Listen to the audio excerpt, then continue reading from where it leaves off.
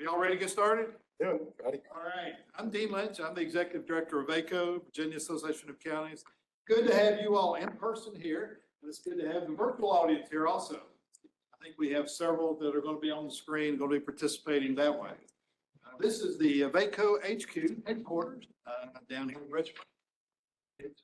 Really want to thank Glenn Davis and his team at Virginia Energy for the partnership that we've had. We've done several things together, and this is just one more thing that we can do together. Let me ask Glenn. Glenn, if you want to come over, Director Davis, say a few words of welcome. That'd be great before I turn it over to Joe Lurch to introduce what we're doing today. Perfect. No, Dean, thank you. And thank you for allowing us to use your space. I'm really excited. So, most of y'all and those out there in virtual land probably know I served 10 years in the Virginia House of Delegates.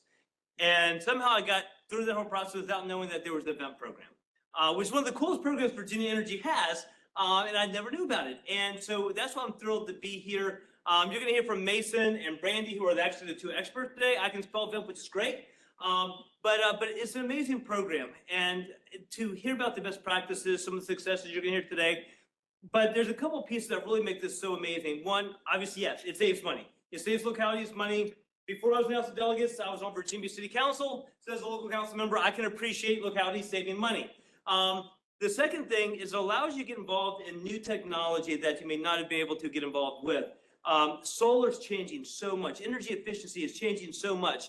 And our counties and towns and all, they don't sometimes have that balance sheet to go out there and bring this new technology in that could save money, create new technology for more resilient microgrids in their area, and this system allows that to come forward. So, we talk about Virginia Energy, and you've probably heard about this. We're having a 6% year-over-year growth in energy demand in Virginia. It's the highest of any state in the nation. And there's two ways we solve this energy demand. One, we build a whole bunch more power, which we're trying to do, and you've heard about the small modular reactors and that sort of thing. The other scenario we can do is we can create better energy efficiencies in the units we already have, in the government buildings we already have. We can use our assets to create maybe microgrids. Our government buildings, our schools are on during the day, but at 6 o'clock, 7 o'clock, 8 o'clock, when it becomes peak time, people aren't in those buildings typically. Now they become great assets. If you could actually have energy pent up there, they can be used for other places of the grid, provide a little bit more resiliency. The VEMP program, which you're going to hear from Mason and Brandy, is an amazing program, but it can also be paired with other things in my office. We have the Clean Energy Innovation Bank. It's a bank to help fund innovative clean energy projects across the Commonwealth, including our local governments. So we can partner with local governments going through VEMP to provide additional monies for some really cool stuff. And then we also have a partnership with the U.S. Department of Energy. You may have read not too long ago, Pennsylvania took a whole bunch of localities, aggregated them all into one big ask for about $100 million to do solar and battery storage. Not just to provide lower costs to their schools up in Pennsylvania, but also to create a microgrid with some good resiliency should there be a case of power outages in a local environment. They can keep power going to the homes and facilities in that area. So as much as I'm really excited about the VEMP, it's really cool that you can actually use this to partner with other programs to get new innovation in there as well. So with that, I will stop talking. I will turn it over to the experts, but thank y'all for being here online. And Joe, it's up to you. Sure. Director Davis, let me ask you a quick question first. Key to economic development. I mean, all localities, as a former local government official, economic development is huge in all of our counties. The key to economic development is what? Energy? Power, yes. No one's coming if you can't keep the lights on. Right. Yes. Thank you. Thank you for being here. Thank you. I'm going to turn it over to Joe Lurch, who is our resident expert on energy. He's our lobbyist following all the energy policy that we have. And Joe, tell us about what we're doing today. Great.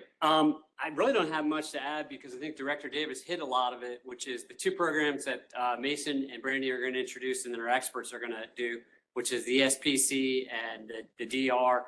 I will say that I think it's becoming a lot of interest in this for a lot of our members for a lot of the reasons that have already been stated. Just a couple housekeeping items. I'm monitoring the chat and letting people into the room. So if you're online, put something in the chat. If you have a question, I'll work with Brandy and Mason on, getting your questions out, and we may unmute you to have that discussion because they want this to be really interactive, and I know our presenters do. So with that, I'm going to turn it over to Mason and Brandy. Hey, Joe, for our presenters, can you all speak up? Yeah. Because the microphones are in the ceiling. Yeah. And our virtual audience they can hear you. Sir. Thank you. I don't think Mason has that problem, but I'm I going do to start. Welcome, everybody. First of all, I want to thank VACo for facilitating this meeting today, this training. Joe, Dean, Valerie, and your entire team. This is a wonderful space, and we're going to continue these kind of trainings so that we can get more warm bodies in the room, but we're just grateful that all of you tuned in online as well so that you can learn about these programs. My name is Brandy Fraser-Bestfitch. I'm the Director of Reliability at the Virginia Department of Energy. I've been with the agency for a little over 6 years now, about 6.5 years. And in my current role, I lead an innovative and experienced team of energy data modelers, data analysts, coordinators that are responsible for collaborating and contributing to the Commonwealth's Virginia Energy Plan, the Energy Security Plan, as well as the Virginia Energy Management Program, which coordinates the energy savings, performance contracting, and demand response programs. And these plans and programs are crucial to ensuring that Virginia has a safe, reliable, and affordable grid. More importantly, energy savings, performance contracting, and demand response, not only do they save energy and improve facility performance, but they are also on the front line at curtailing power, demand response, when the grid is at its most vulnerable. So with that, I'm going to hand things over to Mason so he can kick off this training. We are open to learn from you as well as provide this informative training for you all. So please, ask questions, be engaged, and let's learn together. Thank you. All right, thank you, Brandy. Perfect. My name is Mason Trimble. I operate the vent programs here at the Virginia Department of Energy, and we're going to talk about two of the really big ones: energy savings, performance contracting, and demand response. And we've got a host of people and guest speakers that will speak as well as myself. So if you get tired of me, don't worry, you have somebody else to hear. We'll go ahead and kick it right off with energy savings, performance contracting and what it is. It is a budget neutral vehicle for local bodies and state governments to procure energy efficiency infrastructure. And with that, of course, we have some terminology that we use consistently. You can see some of the acronyms we'll use. So we're probably going to throw a lot of these out there. So if you don't know what they know, here they are. Some of the big ones are like ESCO, an energy savings contractor, or ESPC. I'm not going to say energy savings performance contracting every single time now. Otherwise, if you're working a lot of the realms that would interface with this, you'll recognize some of these, some of them may not. So what is energy savings performance contracting? I just hit it, where it's a budget neutral vehicle to implement energy efficiency infrastructure upgrades to your buildings and facilities, which is great. But there's three big things that it must incorporate: the budget neutral, right? It's got to pay for itself. And how do they do that? They do that through the offset savings of the implementations themselves. And a project is divided into several phases of it that we operate within. And of course, Virginia Department of Energy is with you all the way through. We get all of the support for each locality or public body that jumps into the program. We're there to help you with documents. So we have tons of pre-populated templates for you to use. It makes it a lot easier to enter into the agreements and the phases of a project, in that you're not sitting there building out every single document, going through a full-length procurement, very truncated procurement. So that can help a lot. Obviously, we give you all the technical and advisory support all the way through a project. What comes next?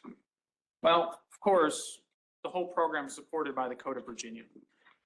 Multiple pieces of legislation support this program and its enforcement and its parameters. So it's rather safe. And one of the biggest pieces that's incorporated in the Code of Virginia is the performance guarantee.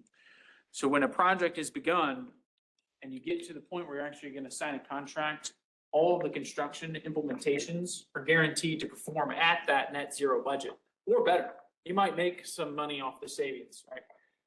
We'll take a look at the people who are gonna do that for you. Who is gonna implement this? It's the energy savings contractor.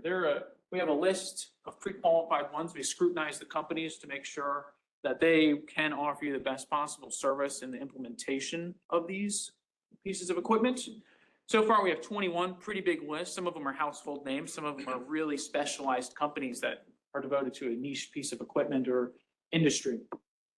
And so we have a good array of contractors to implement these at your facilities if you're ever interested in doing it. And how you implement it is broken down into 5 major phases. The first one is feasibility. To me, this is the longest phase. This is where you actually go and you find out, do you have a project that can be performed? Not every facility has the offset available. So in feasibility, you're obviously going to gain a bunch of data. You're going to pull it together. You're going to spend a lot of time with our personnel at Virginia Department of Energy going through your data, ensuring that there is that availability to perform a project. Following that, say we found a great project for you to do, potentially possible. Well, then we're going to go ahead and get some of those ESCOs that we just talked about. There's 21 of them. So you'll invite about 5 or more if you really wish to.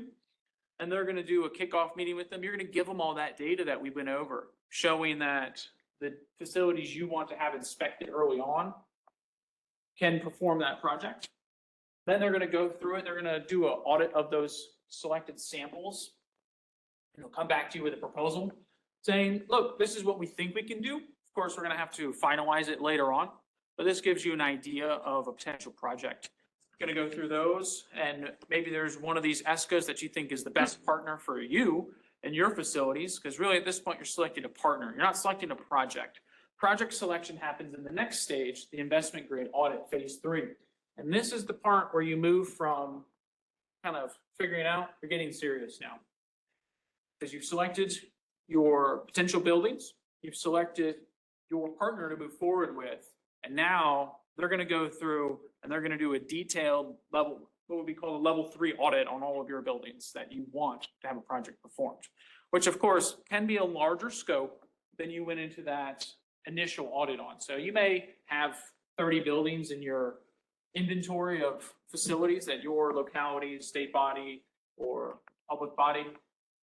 You might sample 3 or 4 or 5 of them, and now you might open it up and say, let's do a detailed audit on all 50 of them or 30 of them. That can take time, of course. More buildings, the longer the time, right? They're going to then come back to you once they've finished auditing all of those buildings. They're going to come back with an extremely detailed, entirely balanced budget for an entire duration of a project, which is a really important note. For public bodies, the duration of your project is up to 20 years. So that can help them draw out the savings of your project to support more and more implementations. Following the build out of that whole list of items, the financial modeling, the technical modeling, so you're going to get a little set up for the construction phase. And before you can move to construction, there's a couple really important things that help protect your project. It has to go through a full review by us, Virginia Department of Energy, and as well as DGS, Department of General Services, for technical reliability, financial reliability, permitting, because you're about to go into construction, major construction, you're going to need a bunch of permits. And we just want to make sure that your team didn't miss anything. It's always good to have a second eye on all of these types of items, especially when you're locking in this for 15 to 20 years and you expect it to work. And of course, the great part is, following that, we'll issue an approval letter and we'll move on to the fun stage of construction. Now in construction, simplest phase, right? You as the facility owner kind of get to sit back and become that project manager role, and the ESCOs, these companies that are pretty much experts in this industry, are going to control everything for you. They're going to be liaisoning with your officials in place, giving you routine reports, saying what's going on, this is what's coming this week, this is what's going to happen the next week, and so on and so forth. That full implementation of construction. And following that, this is truly the longest phase. We said feasibility was long. Measurement and verification is for the whole 20 years of your project's life. So on an annual reconciliation meeting that is guaranteed in your project. You'll go back with your contractor, your partner you selected, and you'll ensure that your project is operating in that net zero budget. And when that occurs, if it is not net zero at that time, performance guarantee would kick in, and it is up to the contractor to rectify that situation with you. So again, it takes a lot of that liability of the project off the owner and puts it into the program's infrastructure. And with measurement and verification, this is a great picture to show you kind of how it operates, how you finance one. So you're going to have your starting building infrastructure in the way it operates with its existing budgets.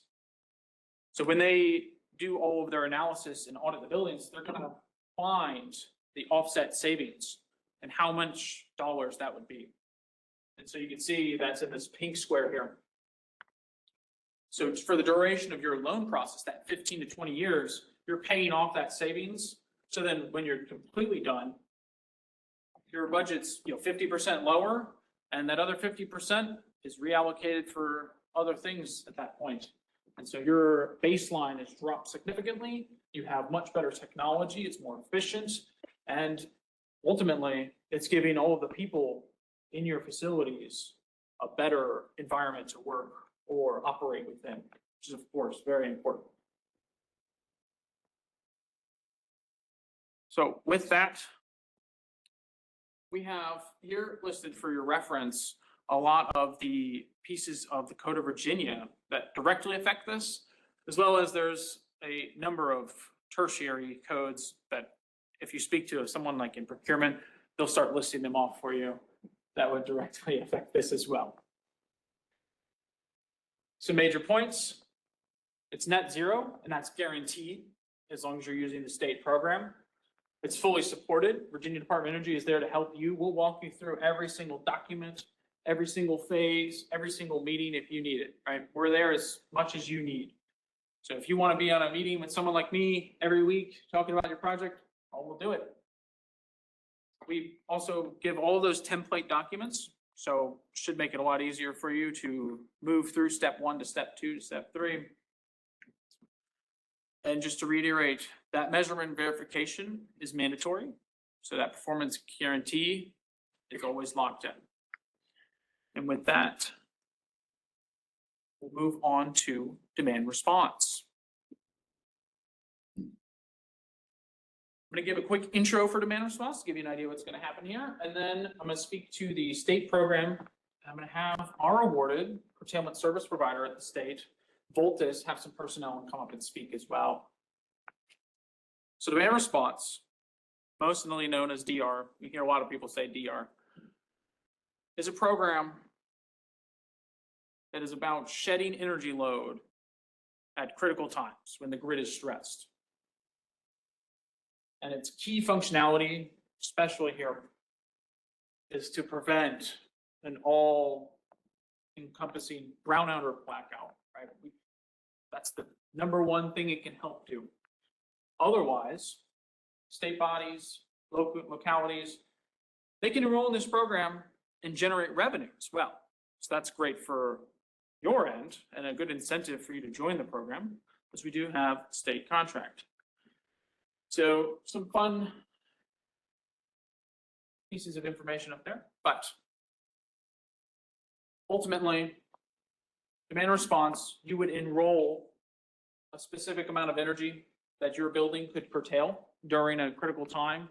And this graphic on the right-hand side, we graciously got from our curtailment service provider, Voltus. So they're probably all saying that looks familiar. It can show you there's multiple programs within it, and you can enroll your megawatts or kilowatt hours and get paid a lot of money right now, depending on the market itself.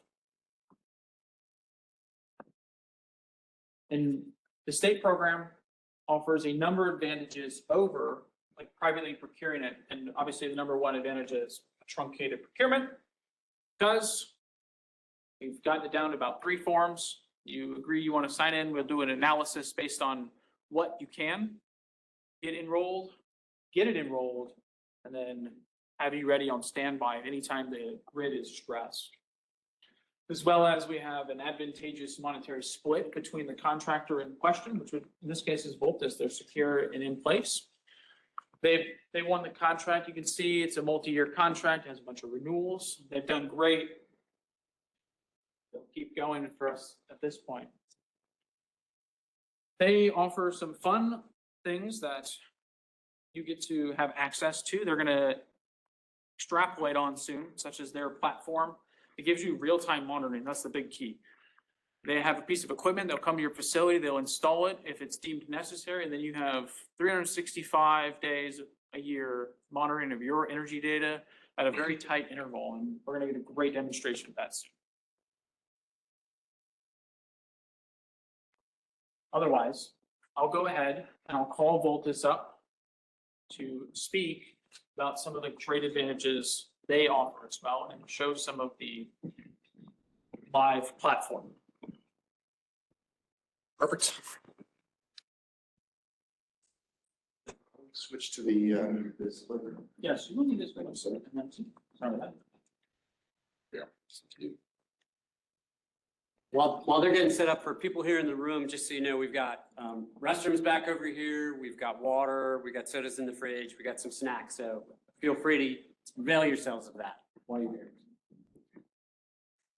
Introduce yourself. Awesome. Is this is No, you're just speaking directly. Yeah, Got it. Mike's picking up. intro first. Yeah, absolutely. So good morning.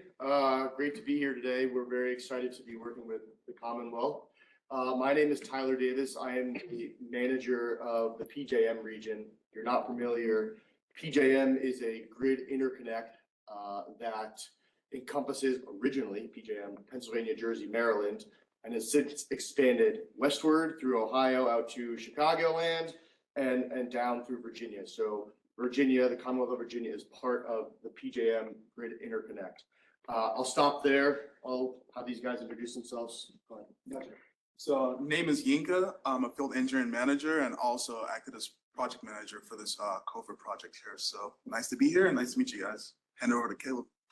Morning, everyone. My name is Caleb Rogers.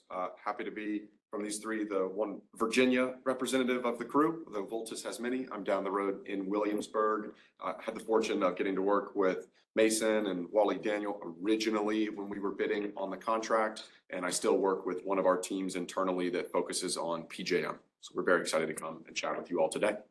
Yeah, and well, one person who is probably critical for all you folks is Haley Manning. She's on a well-deserved vacation, but she'll be your main point of contact. Haley and I work very closely together, so feel free to contact either of us or Caleb or Yinka as well.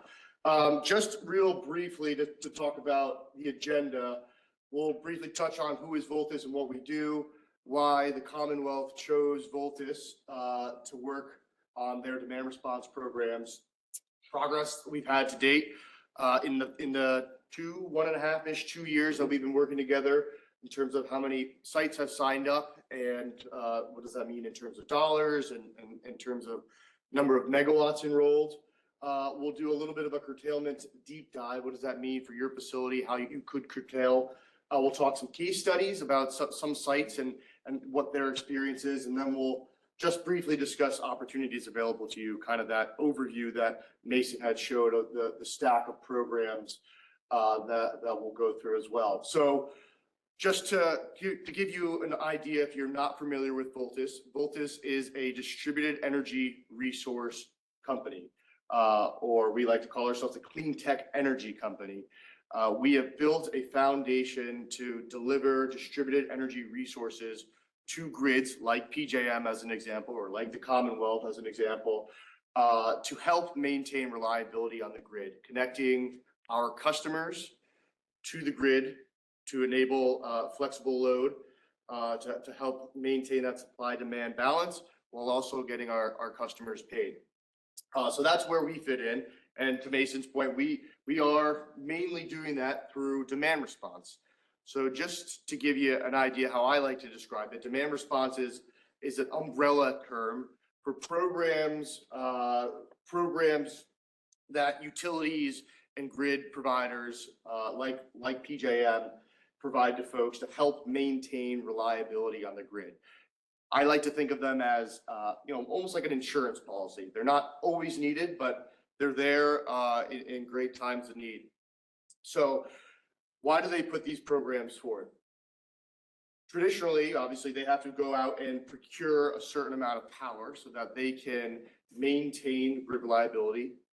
Make sure that when you go to switch your light switch on, that your light comes on automatically at every point in the year, from the lowest time periods, which are typically the shoulder periods, what we call the springtime period and the fall time period, where energy usage is less demanded, less intense, to peak time periods, now more so in the winter and historically in the summer with heavy HVAC load, let's say.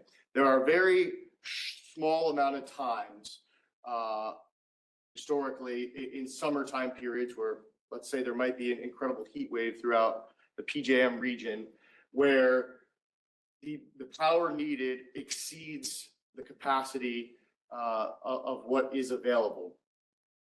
And that could be for a variety of reasons. That could be because there were power plant outages. That could be because there were transmission issues, or there was just too much demand that was not properly forecasted for.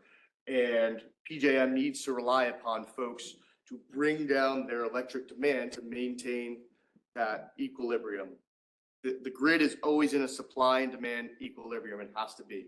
So instead of going out and PJM acquiring more capacity, buying more supply, they instead asked to pull the other lever down to reduce demand to maintain that stability for that 1 or 2% of time. So again, an umbrella term, there's a lot of different ways in which PJM puts forth demand response programs. But why? Why do demand response? Well, we, Voltus, work with 482 sites all throughout Virginia, not just state sites, not just municipalities and colleges, but private companies as well to help maintain the reliability of the grid. And they do that for a variety of reasons. One, a big one for a lot of folks, is reduced emissions. And that's something that we help you track, is offsetting your carbon footprint. For a lot of our private companies who have, ESG goals, that's an important concept for them. And we help them do that. When you are reducing your demand during peak times, that means you're offsetting the use of the dirtiest generators, those oil plants or diesel plants. So you actually are helping reduce emissions. You're helping support the local community by maintaining that electric power consistently to the grid, making sure that, schools and hospitals and important critical infrastructure have the electricity they need, and you're doing your part for your community. You help avoid blackouts, obviously critical, kind of goes hand in hand with supporting the community. You help avoid blackouts. You help make sure that the manufacturing plants of the world are still alive, that the supply chain infrastructure is able to keep going, that grocery stores can still serve you not spoiled meat. And obviously, cash is king, right? Everybody does this for a reason. What is your real incentive? The most probable outcome is going to be the most profitable outcome. And that is why PJM will pay folks like yourselves to perform in these programs for your flexible load. And speaking of cash, the incentive for performing in these programs has skyrocketed. This is an example of PJM overall pricing, what we call RTO. Pricing has increased in the main demand response program and what we call the capacity market by 9x. Last year, you were paying $10,000 per megawatt year in capacity. This upcoming year, you're going to be paying $98,000 per megawatt year. In Dominion in Virginia, it's actually more like 16x or 1,600%. So 1 megawatt of power in Dominion is now going to cost folks around $160,000 annually in this 25-26 year. Now, what does that mean for you? If you're on a Dominion tariff, you might not see that exact impact, as you might not see capacity prices passed on to you like that. But it inevitably will mean higher prices for everybody across the board on their electricity spend. Why is this happening? For one, the load growth forecast that PJM is expecting has exponentially increased with the advent of AI and data center load growth, as I'm sure you are all very familiar with down here in Virginia. Another big reason is the electrification of everything. As we have more electric vehicles, as we start switching to more electric heat, and onwards and upwards. Just to give you a kind of like a brief story and how you should think about this. In the past 20 years or so, like 2000 to 2020, and maybe a little bit past that, the United States, let's say, or PJM even in particular, has made a pretty flat load growth. Even as we've used more things, even as we have increased the amount of things that we plug into the wall, electricity usage has made relatively flat. It has not grown. Why? Mainly because of energy efficiency projects, switching to LED lighting instead of the old fluorescent bulbs, having more efficient equipment, more efficient refrigerators and laundry machines. So that load has pretty much maintained level the past 20 years or so.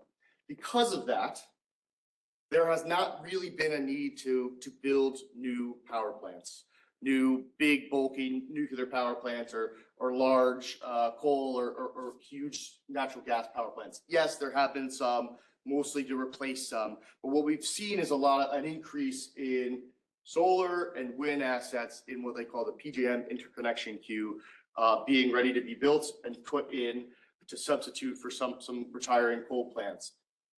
The issue there with solar and wind is intermittency, right? The sun only produces power when it's shining during the day. Likewise with the wind, only producing power when the wind is blowing. So there's not as much consistency. You can't just call upon a solar plant when you need more power. You can't call upon a wind plant when you need more power. And we have not really figured out how to store energy all that well. Yes, we have lots of ways to store energy. Hydro, for example, where you can shift power up a hill and let it release down at night, but that is not very prolific, is that the word? In our PJM region. We have not really figured out large scale batteries all that well yet at an economical, from an economical perspective, all that to say. That'll happen hopefully sooner or later, but we've come to this point where we have a lot of coal plants set up for retirement, and we had not prepared for the increased load forecast that we're seeing, largely driven by these AI data centers. And so this has been a signal to the market that we need to incentivize building out more power plants. So I'll stop there. I'm going to pass it over to Yinka, I believe is next. Hey, Tyler, just a Yes. quick question. One of the things that we've been hearing from Dominion within their service territory is the amount of peak demand days have actually increased. I think like over the last couple of years, they're saying they've had their 10 highest peak demand days. Are you seeing that within the PJM region as well, and not just the Dominion service territory? So peaks, if I'm just using my memory across PJM, have actually been relatively the same 5 peaks of the year, around 150 gigawatts over those top 5 peaks a year. What we are seeing though is a shift to what you would not normally see in terms of when peaks occur. So historically, the hottest afternoons in the year across PJM, the 3 to 6 o'clock hours on the 100-degree days in the summer are when we generally have seen peaks. We are now seeing peaks shift later into the evening to the 7, 8, 9 o'clock hour, which is a risk.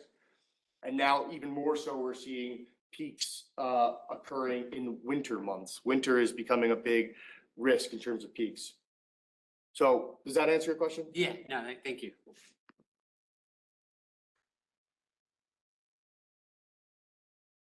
All right, well, I get the chance to speak about why Virginia chose Voltus, besides the alliteration and our team here in the Commonwealth.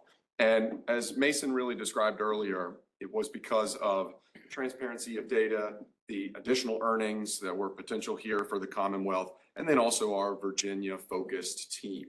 So we highlight some of these here as far as the advantageous pricing, the split to Virginia per Voltus Virginia split is 91-9. So that 91% of all revenue earned, which Tyler profiled as going up, goes straight to the Commonwealth, straight to your participating localities and facilities. We also outfit many of those sites with the granularity of a 30-second interval data reading from our piece of technology about the size of a shoebox called the Voltlet. And certainly that's able to be used for demand response. It verifies very quickly the reduction in power.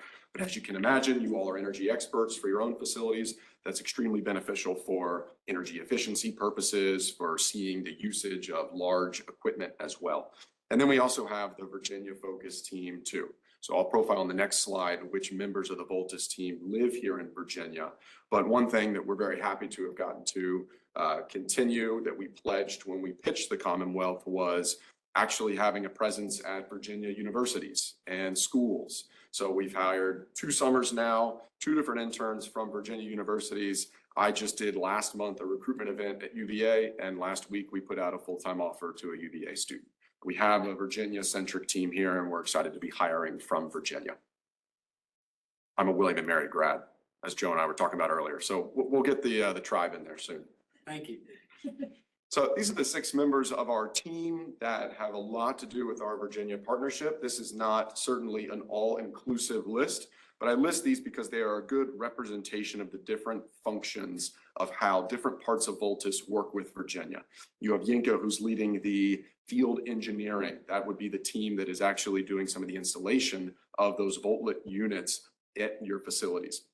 Emily Orvis, who's out of Northern Virginia, is our energy markets director of that team, and she's going to be overseeing how we are bidding megawatts that come from Virginia facilities into the PJM programs themselves. Tyler's obviously said hello. He's overseeing all of PJM.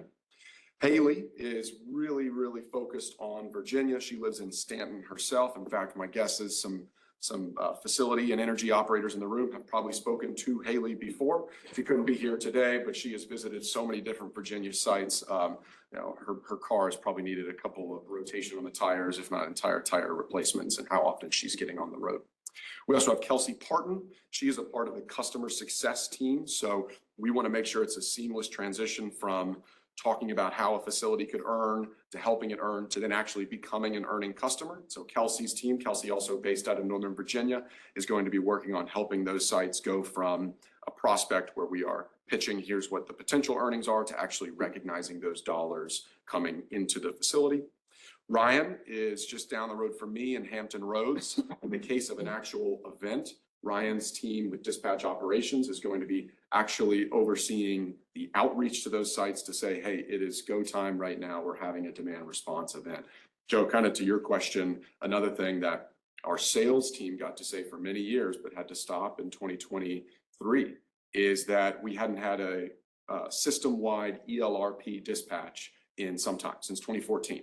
But then, as Virginia knows, and sites all around the Mid-Atlantic, we actually did have a system-wide ELRP curtailment. So to your question about how we in Virginia, but PJM at large, are being affected, there's also a greater vulnerability, you might say, or just likelihood of those system-wide effects of an actual emergency event. In this case, Ryan's team is going to be those that are actually reaching out to our sites to get to say, hey, it is time to curtail. Here are what the earnings potentials are, but it's also time to provide reliability. And then ELRP, because I'm constrained in my acronyms. What does that mean? I know a lot of people do. It's funny, when Mason, you showed your slide about acronyms, I told Tyler I feel right at home because that's what demand response is. Emergency Load Response Program. It's the bread and butter in demand response. It's existed for 15 years now. Voltus has innovated. That's the program stack that you saw. Carbon response, price response. There are other programs now that we can stack on top for sites, but ELRP is really the historical demand response program. And I touched everyone. All right, so we'll go now to slides based on how we actually work with your sites, perfectly led by Yenga. So kind of picking up from where Caleb left here. So this is a good example of kind of the portfolio we have under Voltus. So we're looking at about 8.4 million in earnings, and this is just a snapshot of the portfolio. And that is across about 62 organizations, around 481 sites, as well as 119 megawatts under management. So those megawatts fit in that stack Caleb mentioned. So from the ELRP program to price response and all that stacks. So that's kind of how we kind of provide value to the whole Commonwealth. So next slide here. So money aside, let's talk about the next impact we have, which is environmental impact. So this is where we show you exactly the impact you're having on CO2 emissions. So as you can see, for 2023, we're not on the contract, so we have 0. But in 2024, when we first started our program, those benefits increase. So pretty much it's just like, that's why we call ourselves a clean tech company, because it's the cleanest energy you have. Because we're preventing you from consuming, which is also reduction in the upstream effects. So no shovel in ground, just clean. Next question here. So next slide here. So Mason and his team were pretty, they gave us targets to hit, which is goals for us to hit. So at a snapshot in time, we're working with the help of Mason as well as everybody else here through our sales channel to help deliver on the promises we made. So as of now, we're averaging about 480 sites and 119 megawatts in May. And that is head and shoulders above the original target we have, but it's just taking advantage of all the tailwinds we have in pricing and the proliferation of ESPCs, which gives us more access to like the assets to help you curtail. So just kind of show you the tailwinds we have, which kind of organic growth here. All right, so COVID shows up for the grid. So as of now in 2025, 79% of the portfolio performance on average during ALRP dispatch events in 2025. So, another thing about demand response is that we're looking for your operational flexibility. So most days you don't always have the operations you need, and our currency is your consumption. To give you an idea of how sites are performing here. So also 64% of the COVID portfolio hit 100% or more of their curtailment during ELRP dispatch this year. So that's kind of the skill of us having that wide portfolio, because you're not just only a single site in the whole Commonwealth. So maybe your site can't perform, but another site can help out. So we kind of look at things in aggregate just to provide that relief. So, money aside, this is another way we kind of look at things. I got a quick question in the chat. So this is from George Baines from Gloucester County. He says, our sites with generators are public safety sites. Can they be enrolled? Yes. Answer is yes. All right, great. I'll get to that actually in a little bit. All right, great. Give more context. Great, so kind of showing you exactly how our portfolio looks right now with the Commonwealth. So schools and government entities kind of lead our portfolio right now. So you see right now, 64% of our portfolio in K-12 schools and college universities.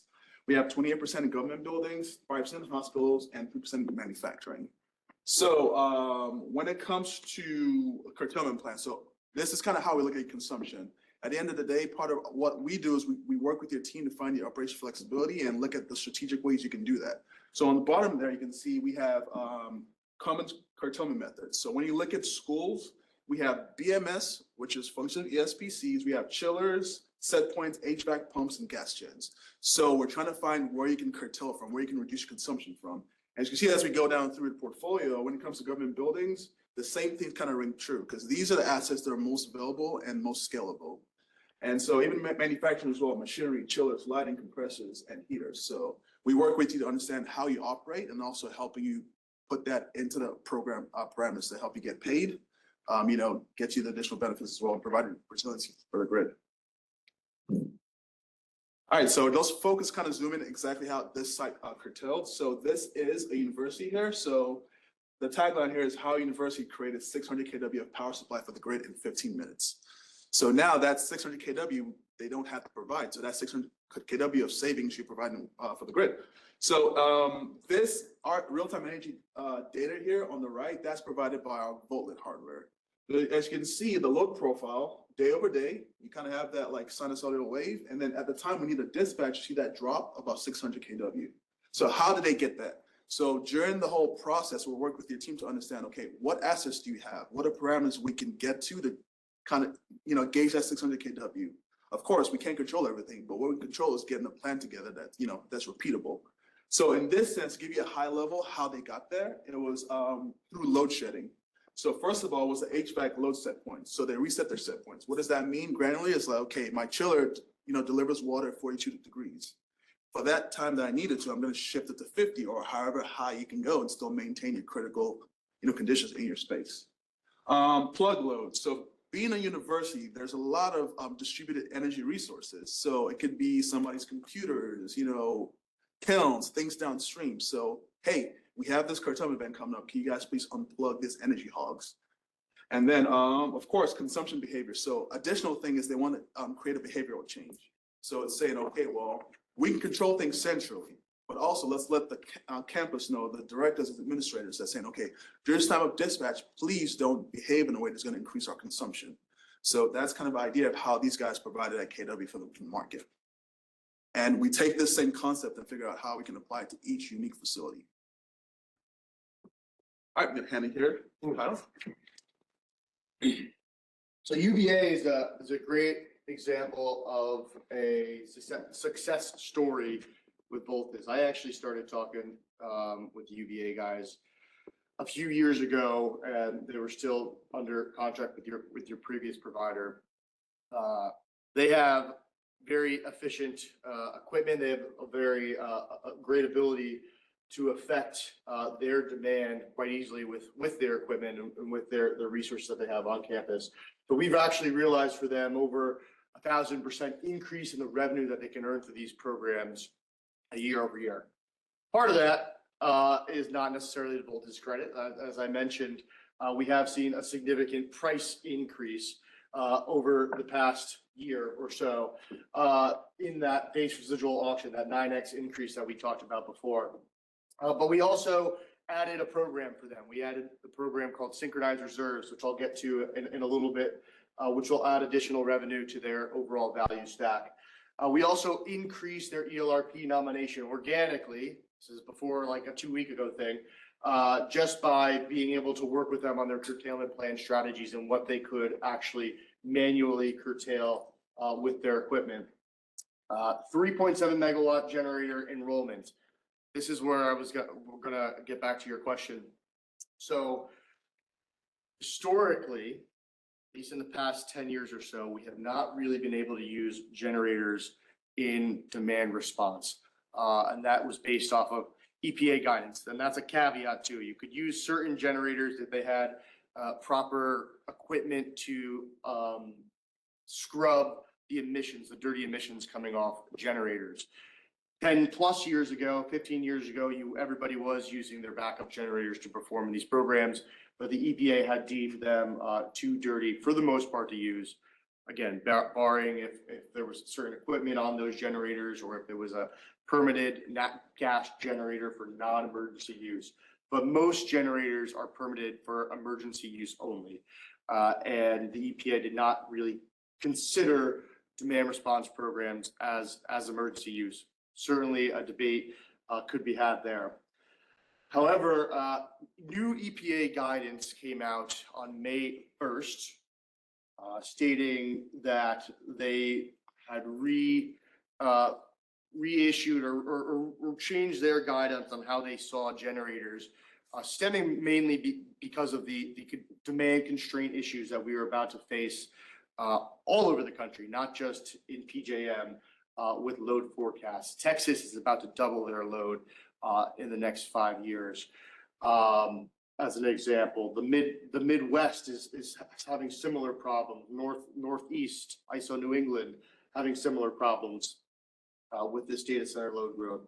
So the need for curtailable load or flexible load is ever present. The need for also backup generators has become more evident. So they have now seemingly allowed generators to enter into these demand response programs. Once again, we've been working on getting folks who have generators into these programs, and we would love to talk. Which county did you say that? That was Gloucester County. Gloucester County. We would love to talk with Gloucester County about getting them enrolled in the programs.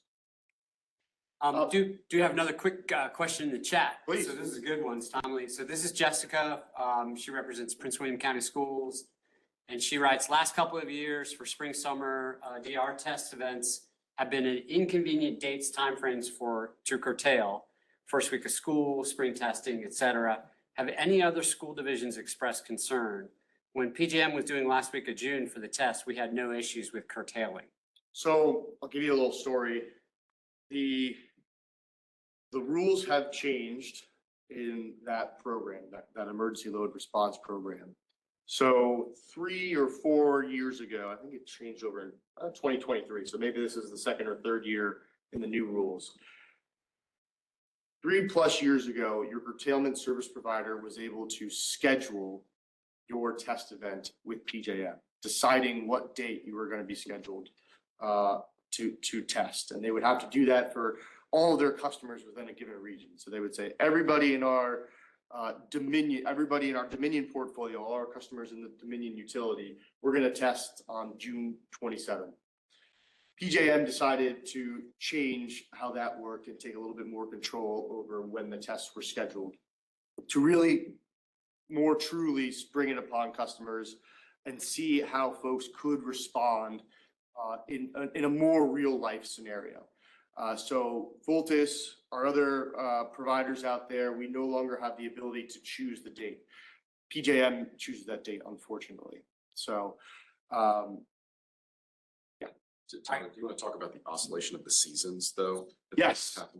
Good point. So another rule change when that occurred, when we learned PJM was going to take over those the scheduling for it. One, they changed them from a 1-hour test to a 2-hour test, which I believe most people are aware of at this point. And 2 or 3, they are now testing folks both in the summer and in the winter on oscillating schedules. So 1 year, they will test you in the summer months. The next program year, they will test you in the winter months and kind of back and forth like that. So if they had a September test, June through October and the following May are summer months, November through April are the winter months. So if they were tested in September of last year, 24, they should expect a test in the upcoming winter season. Thank you. Yeah, absolutely. What else do we got here? Arlington County, their wastewater team, they are very happy with the level of transparency that they're getting through our VoltApp technology, being able to see their data, what they are using, their power that they are consuming live in 30-second intervals on our VoltApp platform. You can go in, you can log into your VoltApp platform and see how much power you're using instantaneously. And that's helpful for a couple of reasons. Number one, it's incredibly helpful during an actual test event or real demand response event. This is an example of an event that they had this past year where they performed at 100%. Arlington County, they have already actually used their 3 generators to get them down to the 0 kilowatt level. But they would be able to go in and say, okay, I know I'm using this much power at this point in time, and I need to get underneath that green bar by the start of the event, and I'm going to switch on generators 1, 2, and 3 to get down that far. And they performed well above 100%. Another thing I want to point out here on the right, that performance, underneath that performance section, 4.7 megawatts or 4,700 kilowatts of performance against their commitment of 4,600 kilowatts, 4.6 megawatts. That's because we gave them a little buffer, just in case for whatever reason something happened on site where they had to keep a couple of pieces of equipment online or the generator couldn't fully cover them. We gave them a 100 kilowatt buffer so that we could still maintain, so they can get down below that green bar and get to 100% performance, have 100% performance factor when payments are calculated. Stop there. Any questions? I'm curious, what are their backup generators? Are they diesel, gas? I don't know, but if they were already in the program, they might be at their wastewater. Oftentimes we have Methane digesters? digesters, correct. Or they have generators that have essentially what's called an SCR, a catalytic converter for generators that scrub the NOx and the SOx off the emissions, or potentially a natural gas generator. I don't know off the top of my head.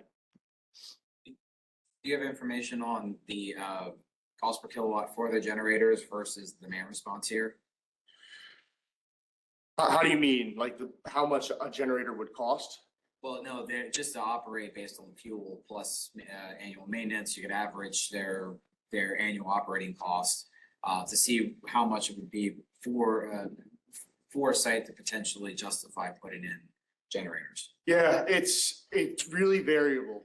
It's variable about the size of the generator, the manufacturer, the fuel source, what the price of diesel is versus the price of gas is. I guess specifically here, so if you're gonna say that a site's gonna turn on a generator to offset to help the grid, maybe it's good to show what their actual fuel costs and their operating costs are for that period or averaged for the response. So because it's gonna cut into their savings from what they get back. Yeah. They're gonna have to switch to a more expensive fuel. They're gonna have to maintain it. It's not a freebie. No, certainly not a freebie, but it will be not pennies on the dollar, but dollars on the hundreds of thousands of dollars that they could earn by their curtailing their load for a 3-hour time period for 4.6 megawatts times, a couple hundred thousand. Oh, And I have to imagine maybe because it's a wastewater treatment plant, they had to have the backup generation. that's also true. Yeah, that's also true.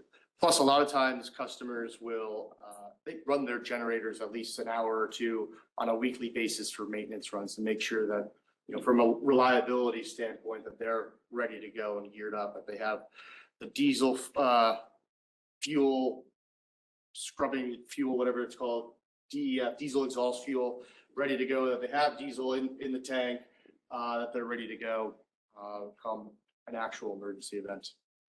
The most important part of the program, right, is doing the analysis of these types of pieces of equipment for their potential participation Absolutely. that Voltus performs for different clients. They're not just gonna say, get these generators into the program because they can offset. They're gonna go through an exhaustive analysis of that exact component of what's the cost on the public body to run these generators.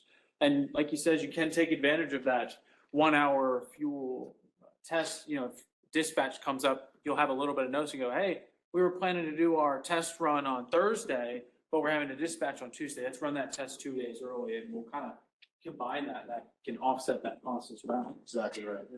Exactly right. Am I at time here? No, you can keep going. All right. Only a couple, Audience here. a couple more quick slides, I think. Oh, there's one more actually. So this is the program stack available to our COVA clients, as you saw from kind of Mason's slide. Again, this first, not to scale, 112, 33,000. I don't think that's properly to scale. Anyways, this base program in yellow is that ELRP, that emergency load response program that Caleb was referring to earlier. That's kind of the standard concept, the original demand response program, really to help the overall PJM grid in times of extreme emergencies. Again, we haven't had an extreme emergency since winter 2022. If PJM is doing everything right and forecasting load correctly, we shouldn't have any true emergency dispatches, but this program is put in place in case something happens. Maybe there are multiple, power plant failures or something in that same realm. Our price response program, the PJM price response program, or you might have heard it be referred to as the economic program, is in direct response to high priced hours on the grid. And that could be also for weather events, maybe not a true emergency situation where we're worried about losing power, but PJM being willing to offer and pay curtailable load the same way that they would pay the next generator to come online, depending on how much dollars per hour you would be interested in earning for high-priced time periods. Our carbon response program is unique to Voltus, and that is in direct correlation to high times of dirty power plant usage on the grid. It's actually funded by our folks, our friends at Meta, who are trying to work on their Scope 3 emissions and giving credit for Scope 1 and Scope 2 emission reductions to our client and paying them to curtail during certain priced high CO2 usage time periods to curtail their power and hopefully offset some carbon emissions there. And lastly, our synchronized reserves program, that program that I was referring to, UVA, is a quick response and short duration program where you're asked to curtail your load within a 10-minute time frame, but only have to be down for 10, 11, 12, 15 or so minutes on average. So really quick burst of curtailment that helps maintain reliability in your local region. Again, that's a program that it will pay you directly for your ability to curtail your usage. So I think that's all we had today. Are there any additional questions? Just a curious question. I know we're Please. focused on, county and state and governments, but I think you have a private sector, enrollment in the program. Curious, are data centers a source of that potentially? Yes and no. Depends on the data center. So I've had many conversations with all different types of data centers. Oftentimes, historically, not even referring to AI data centers quite yet, they would have contracts with companies who are using their space at that data center. And in those contracts, a lot of times they would say that the client has to be notified whenever a generator is going to be used. And generator has to be used so that we do not lose power, and that a generator cannot be used for demand response purposes to earn additional cash. So the reliability of the contract between the third party and the data center would come in conflict with oftentimes performing in demand response programs. Not always, but often that was the case. From my understanding, in this AI data center world, there's going to be kind of two varieties of data centers. There's going to be the production version where you are actually hosting your AI models live and being able to use them. And then there's also called the sandbox version, where these are the data centers that are working on the AI models. And those data centers are more open to the idea of curtailing their load. That seems to make sense from what we're hearing, because we're seeing a geographic distribution now of data centers more in that, language learning model. Right. They don't need that latency. Right. Effect. Exactly. Another form of data centers that we work with is crypto miners, where they have very flexible load, and it really comes down to a easy commodity equation. Am I gonna make more money mining for Bitcoin or any other type of coin, or am I gonna make more money curtailing power, not paying for power, curtailing power, and actually making money from the grid? So we work with tons of crypto miners throughout North America on their energy strategies. And a lot of them are actually shifting over to leaving the crypto space and moving to the AI space. Thank you for the Voltus team. Awesome. We'll take a really quick break, and then we're gonna come back and get into energy savings firms contracting again. And we're gonna have a great discussion about some success stories from some other counties that we have brought in here today. Oh, we'll go to So, that. Mason, you think of 5 minutes so I can tell people in the chat? Yeah, all right. Well, thank you. We're back. We're gonna bring on a guest speaker to speak about energy savings performance contracting and their experience in it. And they've done a lot of projects, and they moved through the projects in a little bit of a more unique way. This is Keith, Fairfax County, and I'll let you take the floor and talk about your experience with the SPC. Thanks, Mason. Thank you for having us here. I'm Keith Snyder. I'm from the Fairfax County Park Authority in Fairfax County, Virginia. I want to go over a few things of our ESCO and our ESPC journey. I'm going to go over our history, kind of why we chose to go the ESCO route, what our energy usage in the county has been, what our goals are, the project history, results, and some of the details of the projects that we did. So to start, I'm Keith Snyder, Managed Branch Manager from the Park Authority. I've been there since 2018 and have experience since about 2009, 2010 in the energy management world and process management and reliability. For the Fairfax County Park Authority, it's the largest landowner in Fairfax County.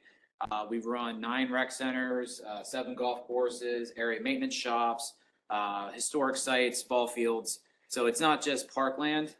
The recreation centers have swimming pools, workout spaces, aerobics, club rooms, other space, gymnasiums. So they're very mixed use, diverse buildings. 2 ice sheets in one building as well. So pretty energy intensive in several buildings. So to give you a layout of where the county was when back in 2018, 2020, when we started this process. Park Authority wise, we're only about 15% of the county's overall energy usage. And the bulk of that is in our rec center. So I wanted to show how much natural gas and electric our facilities are using.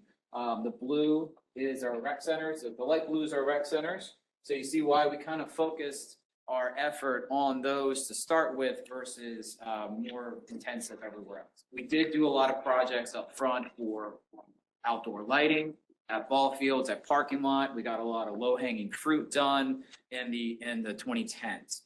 And once that was kind of gone, we really had to look and start finding these harder to get and more expensive energy savings. Overall, our budget for the year is back in 2018 was about $5.5 million per year for total utilities, 4.5 for gas and electric. To give you some perspective on where we were at. So back in 2018, the county came up with the operational energy strategy. They revised it in 2021 to set goals for the county. We wanted to drop by 2030 our energy use, our carbon emissions, and increase our renewable energy by 2030 and by 2040. So 2030 is 25% goal, 50% goals by 2040. It's very aggressive. Going back to our last slide, you can see how much we have to cut off of our initial usage. So this requires some major upgrades versus just lighting and a lot of that low hanging activity. So we had to figure out how to get there. We do have a lot of expertise in the county, but this is also kind of a newer thing coming along that's outside of just the LED lights. So what challenges did we face in the county trying to meet these goals? We had all but one of our rec centers were built before the mid-90s. Our oldest is turning 45 this year and going to be renovated here in 2 years, completely shut down and rebuilt.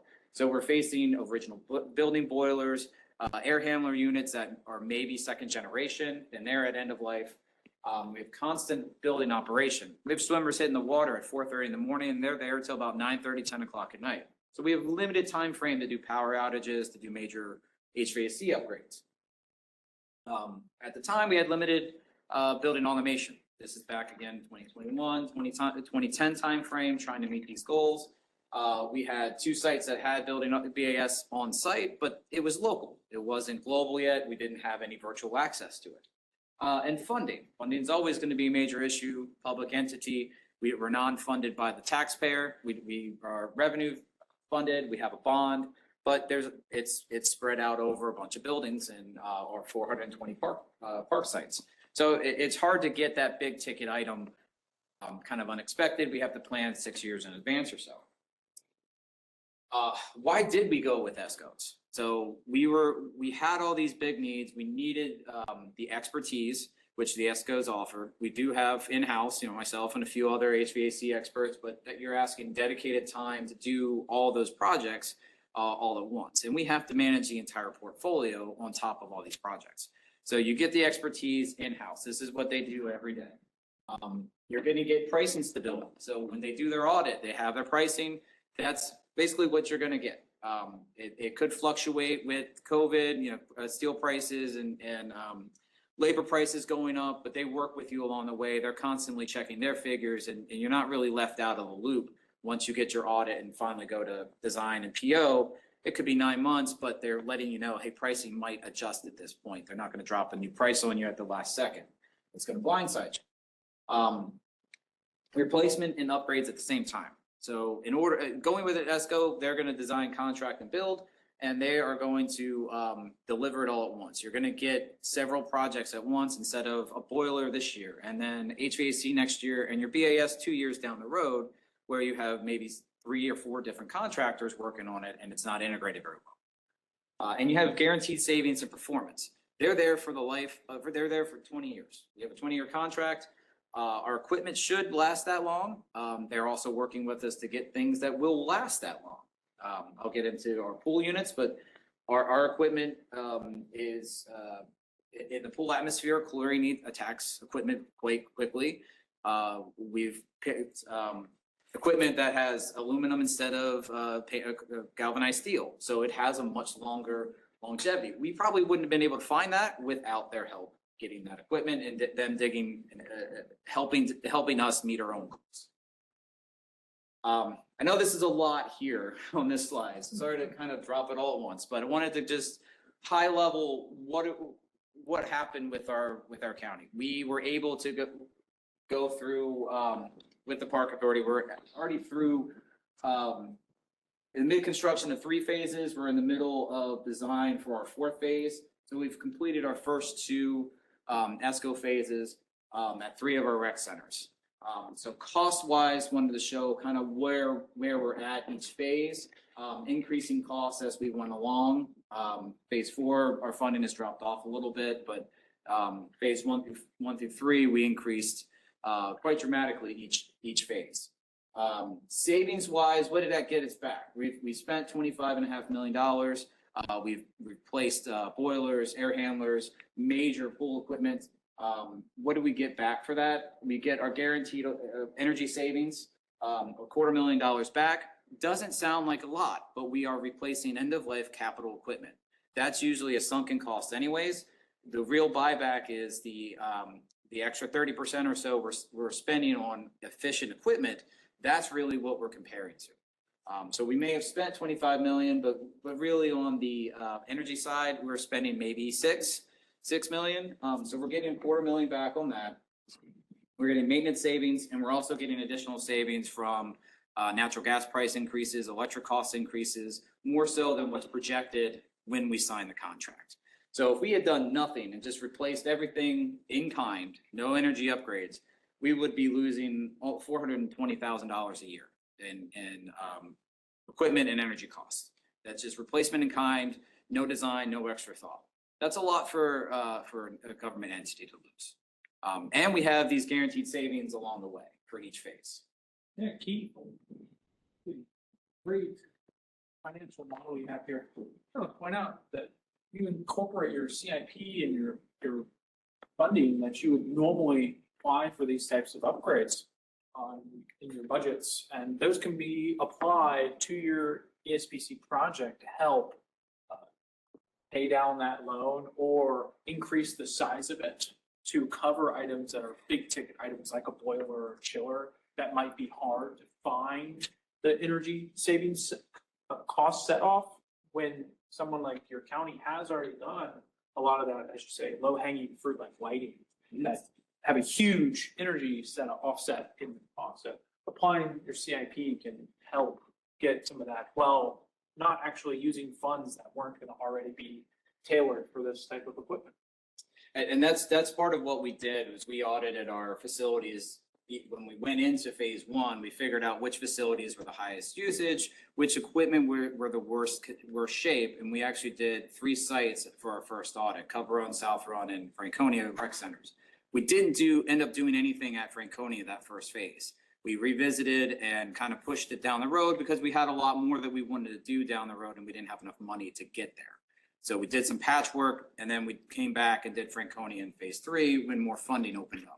It did cost us some energy. We had ran our boilers 2 extra years versus doing them immediately, but we were able to do a lot of great savings at Cub Run that we wouldn't have done otherwise if we tried to spread it all out.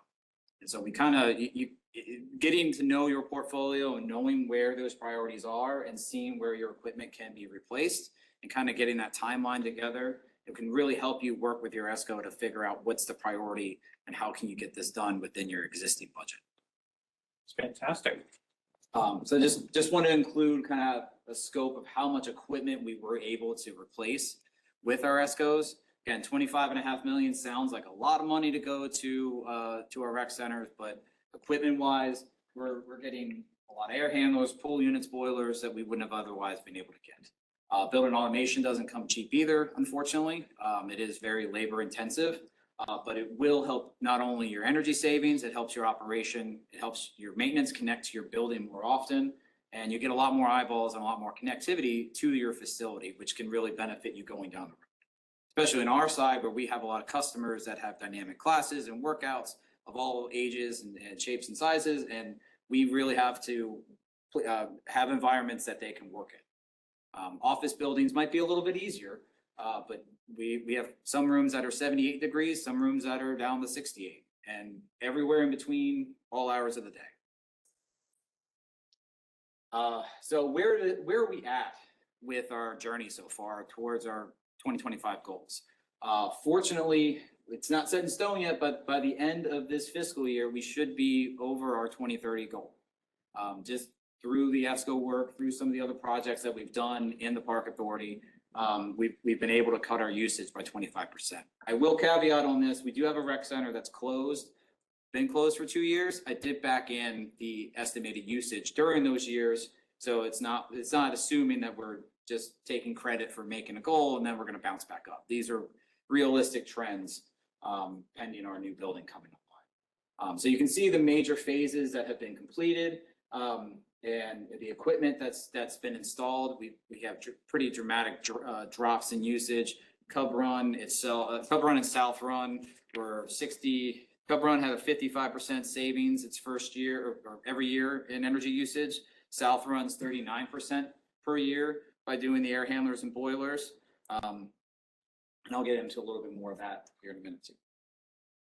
So the savings are realistic. I did not throw in costs on here because they have been so variable, but again, you saw what the annual savings were previously, about $420,000 by dropping our usage almost 25 or over 25%. Along the way, working with ESCOs, they do have the ability to look at different entities for awards. So we have been honored a few times at our Cub Run facility by the Virginia Energy Efficiency Council. For the work there. ASRA just gave us a national award for the work at Cub Run. I'll get into that, exactly what we did there, but our hot water system previously, the original building design was a coupled domestic and building water system.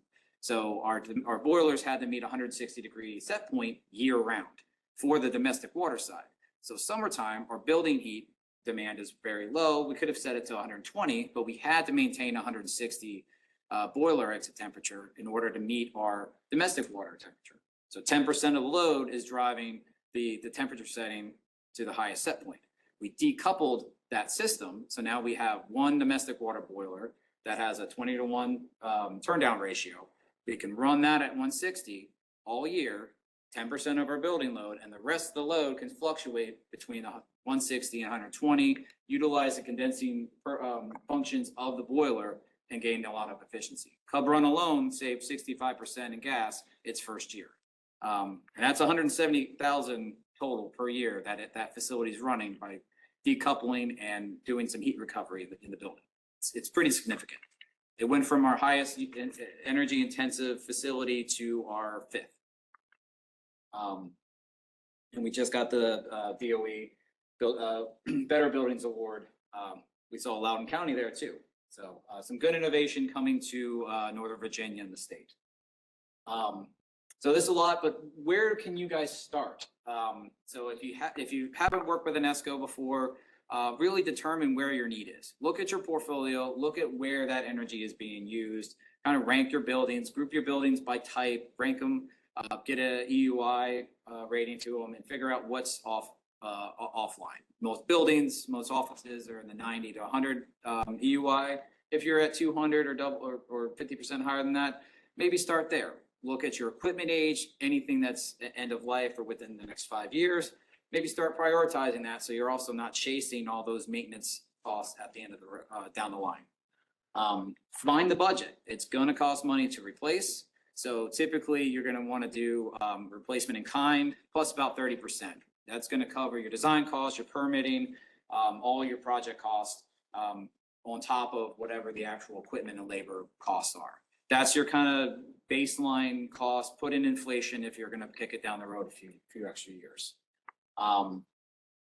Communicate the need to do this. So working with your maintenance department, working with operations, working with your leadership, get them together and say, this is not just an energy savings, it's gonna improve the function of your building. We're gonna have better control, better monitoring.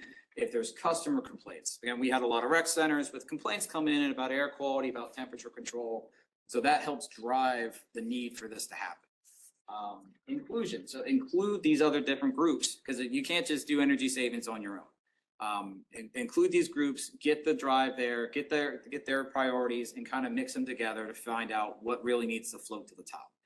And this will help when you start looking at your ESCOs and getting them in your county. They're going to want to know this information anyways. This gives you a head start to kind of prioritize and help them down the road, identify what to work on first.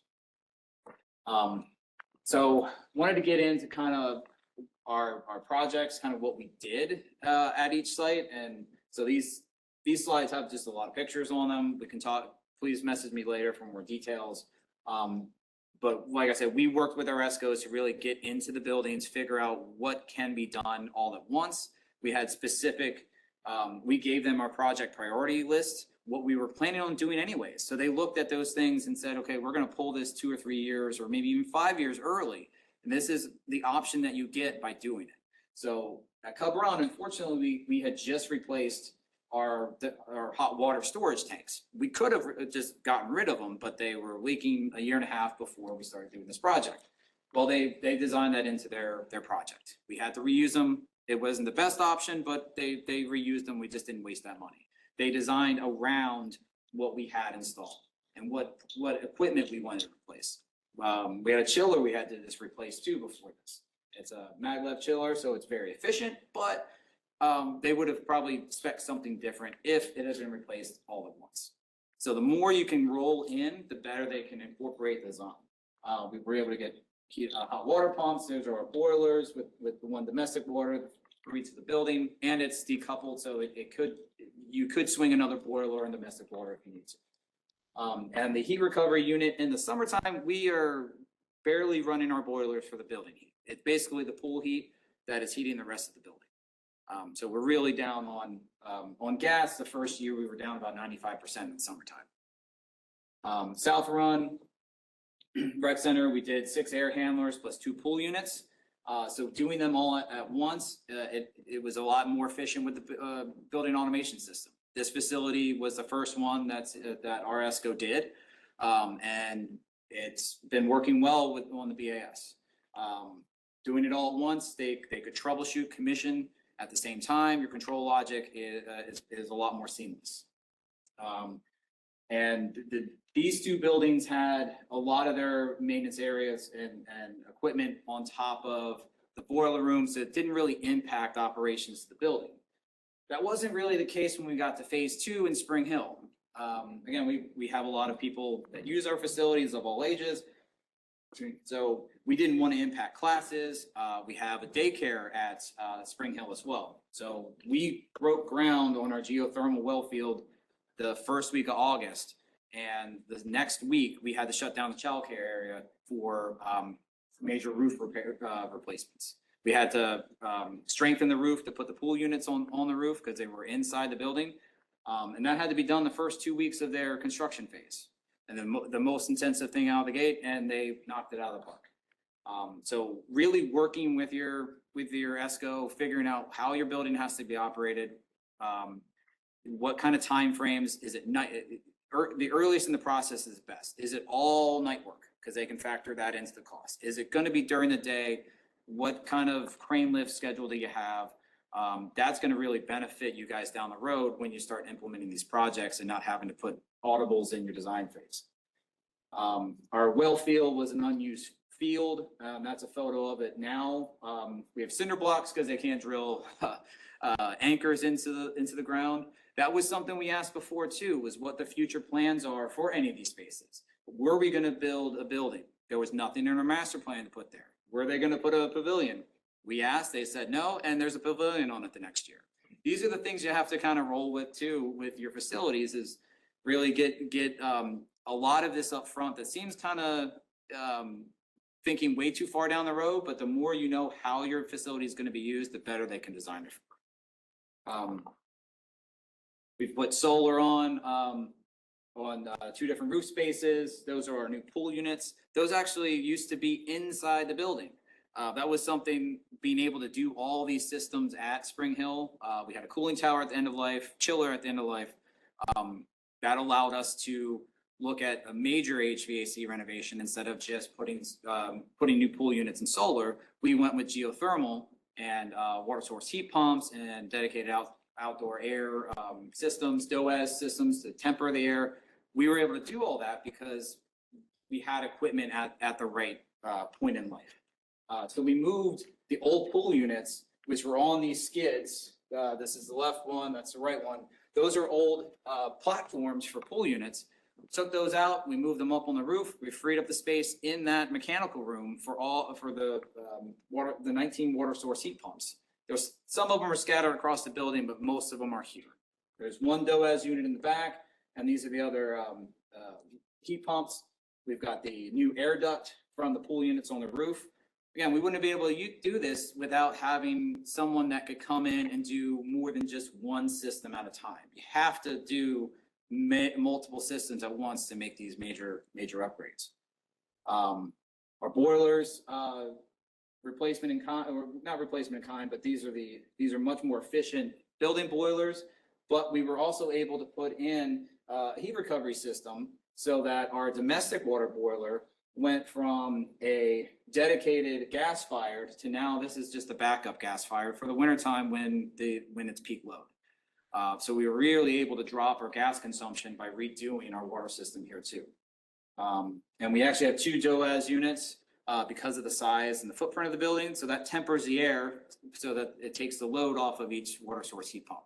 You're tempering it to a nominal condition, and then tempering it, readjusting your air for each individual space, because we do have 68 to 78 degrees or so in our building.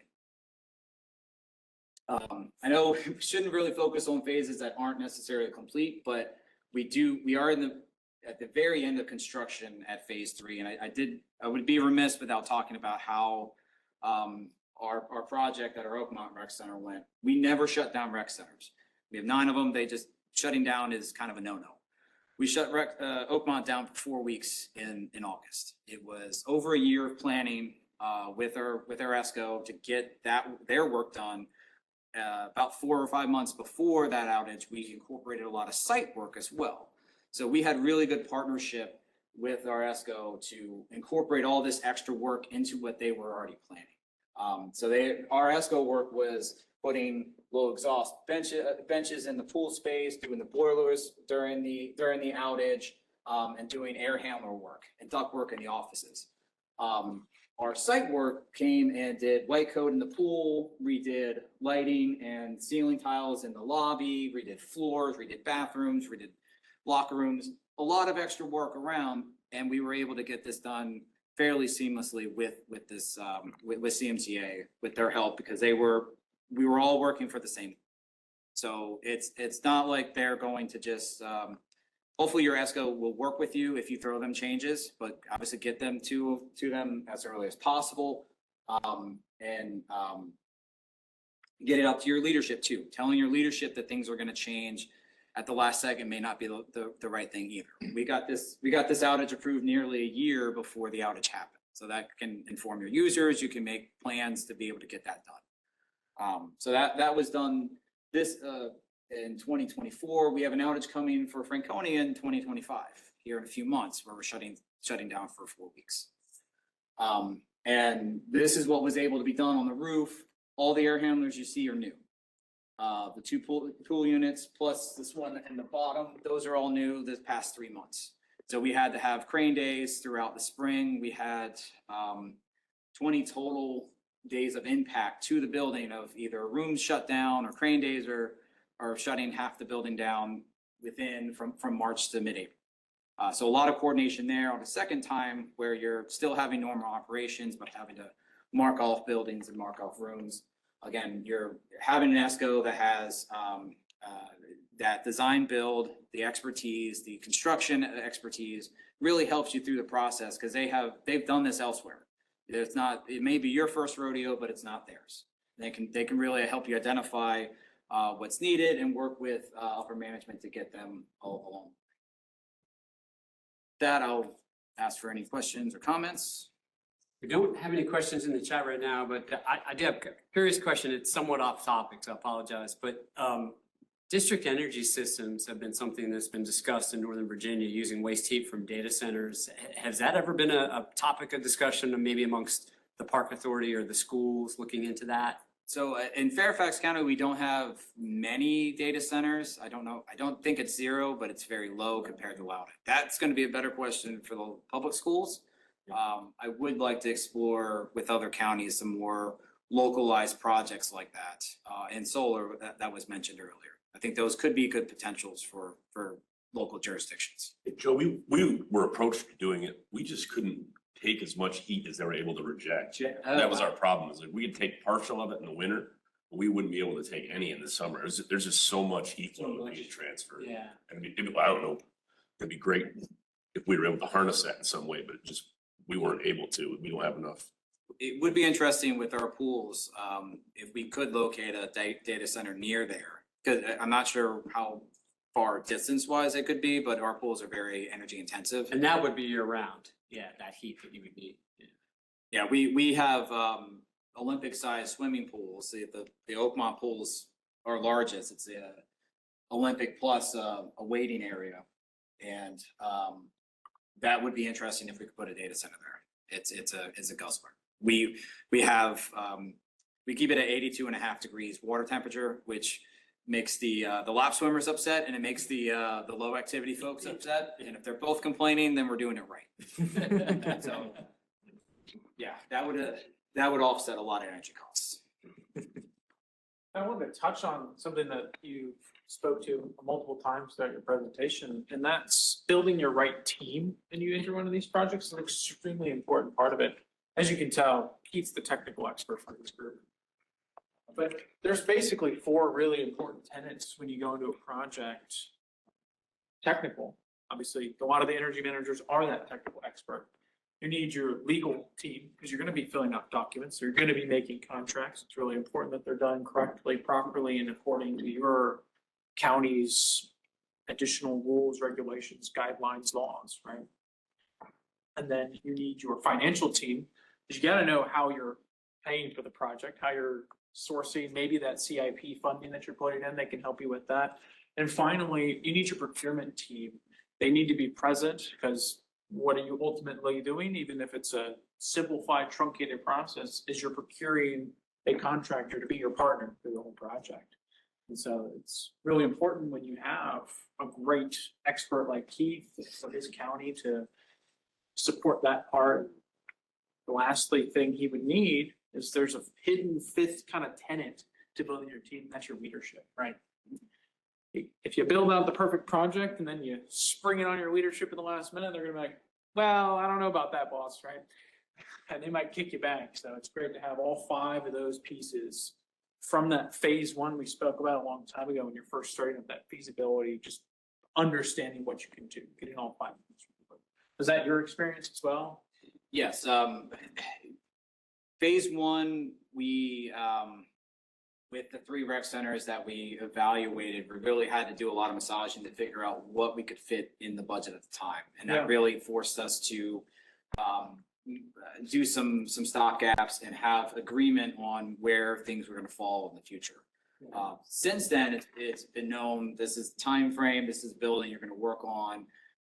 If something major comes up, we've hopefully done enough Band-Aids to prevent it, but also we know that it's going to get fixed permanently going forward. Yeah, so you've built a great reputation with your contractor. At the beginning, it's a little rough. You got to figure everything out. You're exploring, right? And then you're doing a multi-phase project with them to do all of these centers, right? And I think a missing piece is actually with procurement, it's going to be your county attorneys or whoever's going to review the contracts. Yeah. Because up front, you're going to have an agreement to do this work, but each phase has its own contract that's agreed upon and signed. And even though it's boilerplate, you still have to review it in detail every single time. And that takes a lot of a lot more time than you would think. Yeah. And that initial agreement can take a few extra months too. So definitely building in time, getting a calendar out there, getting everyone to understand where these major milestones are and the impact if you miss one. I left that out. We had to hit these timeframes. We have that lead time on equipment. We ordered equipment for our outage last year back in August of 23. We had the deadline to get the PO out so our pool units could be there on time. Yeah, there's a lot of working parts you gotta pull together, and that's what the ESCO does great for these counties is they are the one-stop shop. They're not just pool handler expert and an HVAC expert or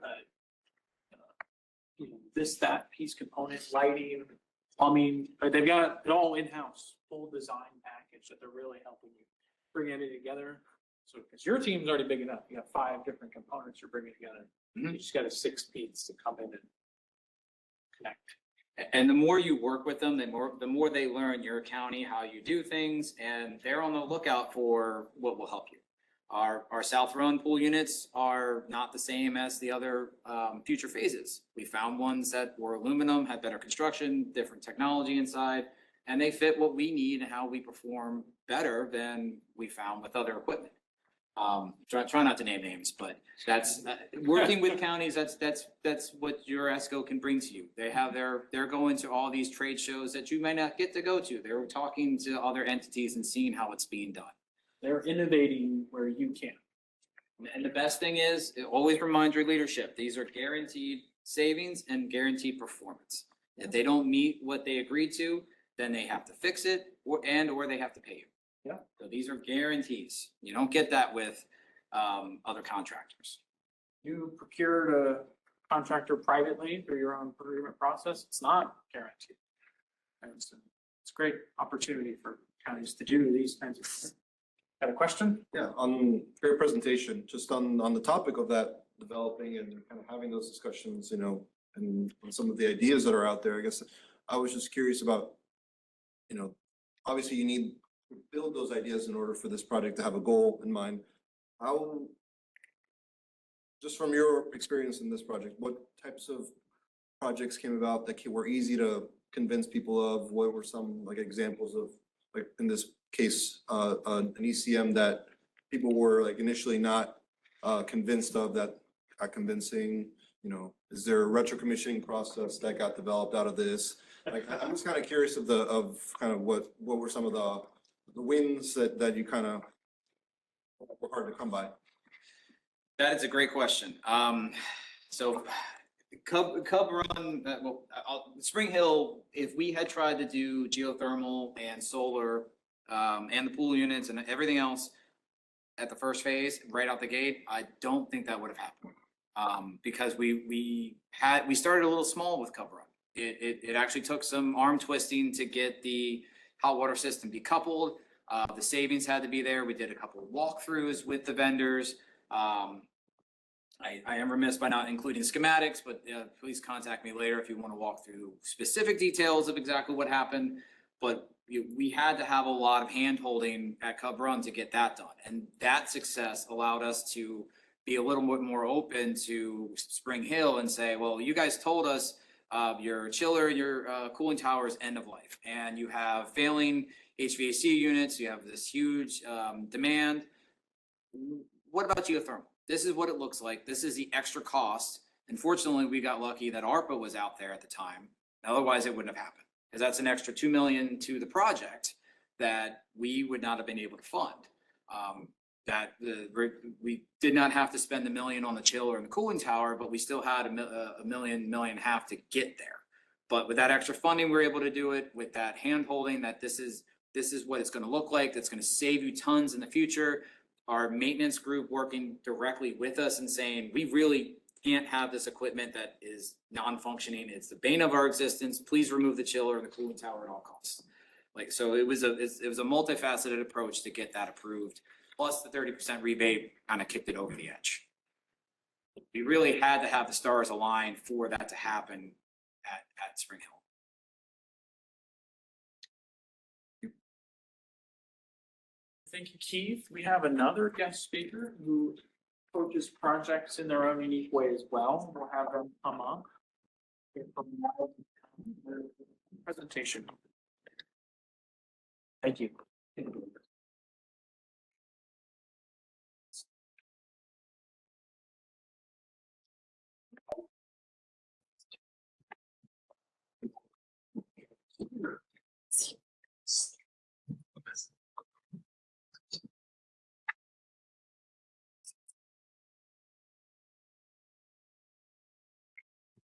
Okay. Regardless. William, right? Yes. Yes, sir. Perfect. Right button is the phone.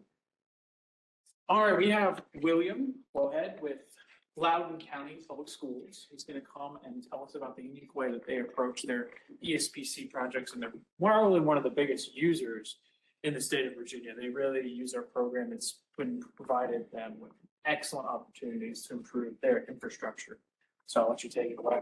Thank you. Thanks, Mason. Also on the line, I've got my boss, which is Don Trainer. He should be on virtually. He wasn't able to make it with us today, just due to some other pressing needs. Mikkel Salupe, he's our energy supervisor. We've got in the audience, then we've got Hin Zigud. She's our procurement supervisor. So we hopefully be able to answer any of the questions we've pursued as we've gone through these energy performance contracts. Big picture, I just wanted to kind of an overview of Loudoun County Public Schools. It's roughly 83,000 students.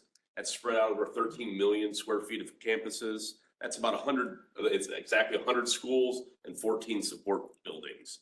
Loudoun County's no, I guess, newcomer to the energy market. We've been working on that since the 1990s. Our energy managers have been actively, through their efforts over the years, they're smart about all the low-hanging fruit. They pulled that all out. They understand rate structure. They understand building offsets. They understand all the things about scheduling and the management of the facilities. So we really pursued the energy performance contract as a way to further our energy program. We were in the game. We had all the low-hanging fruit gone. We need to start moving into the next phase to realize our goals. And so with that, I just give you a basic overview of our contract, and I'll step away. Really, in the end, we've been in the energy performance world game for the last 5 years. We're in the 5th year of our first contract. We've made improvements at 51 schools. We've added solar to 17 schools. We've put in a lot of HVAC improvements. We've added LED lighting, and some of these improvements are purely for the energy performance. Some of them are also to improve the environment of the building.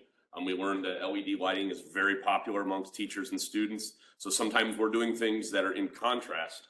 You think, wow, we're spending a lot of money, but we're also doing things on a dual approach. And that brings me kind of the later one is we're investing really to produce energy efficiency, but we're also investing to basically make improvements to our classroom experience, to enhance indoor air quality, to buy the best equipment, to provide the best experience for our students and staffs. And so in that process, we've been able to, across our projects, we've been able to harness capital funding, O&M funding, really everything we can to make sure we minimize disruptions to our students and then maximize all the efforts we're trying to move forward. And then in that, we've leveraged a bunch of grant funding as well along the way. So our process started back in the I guess the Virginia Mines, Minerals, and it was the old DOE. In 2019, we started. We basically put out a solicitation to all the, I guess you would term pre-qualified vendors on the list. 15 of them responded, and then 4 of them actually came through and did the full back of envelope audit for our projects. In that, we selected one, and then we've been with that one for the last 5 years. We're in our 13th phase. As we've moved through all of that, we've decided we like the energy performance contracting world, so we just this last year have put out another solicitation. We've selected 2 firms, so we're in the process to start that in the fall. I'm sorry, in the next fiscal year, so starting this summer. So I was quickly go through the projects, some of the phases we have. So the first phase, this was our back of envelope audit project. This was the first phase we did. This is when the vendors came in and provided their original estimates on. In this, the goal of this project was pure energy performance improvements. And I on the slide prior, touched on the different types of projects we're doing. This one is purely energy. Our goal was to save money to have the project pay for itself. And you can see some of the statistics in the top, the cost and then what was the actual ending, what we actually, our return on investment. We reduced the EUI by about 35. We went from the mid 40s down to 15. So this is a really tremendous project for us, and also set the standard for how we were going to operate going forward. We put on solar arrays. We replaced transformers that were old and outdated, plus they were energy inefficient. We did a bunch of LED lighting work, retro commissioning. We improved the envelope. Basically took a building from the mid 1970s and brought it from an energy perspective into the 2020s. So it was a tremendous project for us. As you saw, we have some really good statistics on it.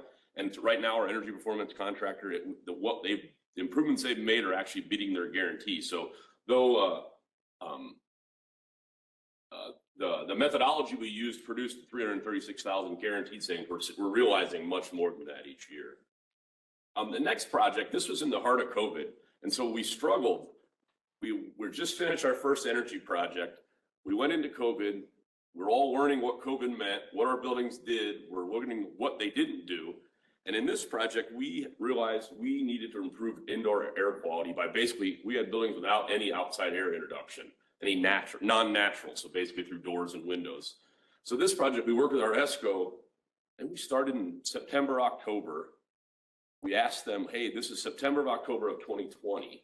We said, what do we need to do to get students back in school in the fall of 2021. So we're on a very constrained timeline, worked with them to develop projects. And that's why you'll see the kind of non-symmetric, significant amount of money invested for not a whole lot of rate on return. The really reason was this, because we went to 6 schools, had no outside air, developed programs and designs to introduce that, and then went about procuring all the material. And if anyone can remember the COVID days, material lead times were horrific back then. And we worked through that to install, commission, and get them all online for the start of school. But we didn't just want to just do retrofits. We want to do it with the eye on energy consumption as well. So in this, we took 2 schools, geothermal well fields. We added solar, as you can see on the bottom. Everything we did, we tried to do through the lens of energy efficiency, not just trying to get a mechanical systems project run through. This is a highly successful project, but it was spread out across 6 campuses, the oldest being from 1911 and the newest being in the late 1970s. So it wasn't like we had a tremendous amount of improvements along the way in those campuses as well. So this was an atypical use of the ESCO contract that produced tremendous results for us. The next one is, this is where we get into our critical systems projects. And so Loudoun County experienced tremendous growth in the late 80s, early 90s. We were building 3 and 4 and 5 schools a year. So fast forward 30 years, that means you need to recapitalize 3, 4, or 5 schools a year. And so we went through the ESCO contractor to recognize that, hey, we have this opportunity to do complete building systems, mechanical, electrical, plumbing, renovations. We want to take this and run it through the eyes of energy efficiency to create reliable systems that are efficient, and they're going to last us the next 30 years. So as part of this, we took our first 2 schools. There were 2 elementary schools built in the 1989, they opened in 1989, I'm sorry. And then in that, we asked them, hey, design us systems to replace what's in place. We want to upgrade lighting systems. We want to upgrade fire sprinkler systems that didn't have fire alarms, all the things where we would go in there and tear a building apart. As you can see on the right-hand side, that's the front office. We basically tore the school down, had nothing left that was really, all the hydronic piping was replaced, all duct work, everything was replaced to conform to the new indoor air quality requirements, and then also to try to meet the most energy efficient standards. So these projects, as you can see, they weren't, not a lot of payback on them, but there were tremendous savings because we're going to do the work anyhow, so you might as well buy the most efficient equipment in the process. And then we also were able to leverage some grant funding in this. You can see, though we haven't got our first year, we're still in the process due to some COVID-related equipment delays. We're still in our first savings, our energy savings guarantee. So we're estimating $52,000 in a year. We're seeing that right now through utility bills, but we haven't finished that full first year to recognize that full savings. And William, this is an example of a project where the county's paying for the project and not financing, right? Correct. That kind of explains the huge cost compared to the huge, difference between the savings there. Absolutely. Right. So while you can finance projects, this is an example of just paying for it if you have that funding available. And it still generates the guaranteed savings. So the contractor, while they're not meeting the $19.5 million over 20 years, they are giving you 1.2 million guaranteed, which is still a significant amount of money back. Absolutely. Yeah, for the most part, all of our projects we're not financing anything. These are all CIP. We're taking projects and then pushing them through the energy guys. So we're not looking to say, go out to a vendor, solicit, you tell us how you can pay for this. We're saying we have this project to do. We want to save the most money while doing it. And it's a little different way to look at how the energy performance contract can work. Yeah, the typical way is that you would completely finance and offset that cost of financing with the savings. But it's not the only way, and we have great examples here today that show that you can just pay for it. Now, I know not every county in Virginia has the funds available, or say the grants or sources, but that's always something like Director Davis mentioned earlier today. Virginia Department of Energy will always try and help to find some funding for you if we can. Give it back to you, William. Certainly. So the next phase is we kind of doubled down what we did in the previous phase. So we said, hey, we have the opportunity to do a complete systems replacement on these buildings. Let's try to push the envelope on how efficient we can be. And so basically the same footprint as the two previous schools, we went as far as we could take it. We entered a ground source heat pump system. As you can see, there's the well field. We basically pulled the soccer field up, replaced it, all this in one summer. We put a solar array on top of it. And then right now we basically just have connected. We have a $5 bill every month. We're seeing that this is it's designed to be a zero energy school. It's currently producing at that. And we believe it's the first, we have not heard any different. We was the first renovation project with an ESCO that produces zero energy. So this is a tremendous amount of effort was put in towards this. It was just a 2-year project where we did well field one summer. Throughout the school year, we did improvements that we could touch, that wouldn't impact instruction. We pulled ceilings down around spring break and then started running ductwork. And then as soon as the day school got out, we went in, the school was gutted, everything was replaced, lighting systems, control systems. We went through and every piece of ductwork, heat pumps were brought online. So this is a tremendous product after a bunch of effort. So we're in the planning for our next phase. We're going to be carbon free. So this school, we had instantaneous hot water heaters. The next school, we're going to use air-cooled hot water heaters. So it'll be a zero energy school under the same construct. So just another opportunity to use your ESCO to do things a little bit atypical. We're buying the same products and services. We're buying the analytics. We're buying all of the retro commissioning. We're buying all of the different sorts of engineering involved in creating the best solutions. But you can also push the envelope to do it as part of your maintenance projects as well. Our goal here was, to get the mechanical systems replacement on the school to extend the life for 30 more years, but do it in the most efficient manner. And we think we've accomplished that. So with that, Mason, that's basically how we're using the ESCO to enhance our capabilities and then produce products a little bit different than the traditional ESCO project. Yeah, that's fantastic. And it's just, you can get really inventive and creative in the ways you can apply to do these projects. The program itself is meant to give you that vehicle to a contractor that supports what your county really wants to get done.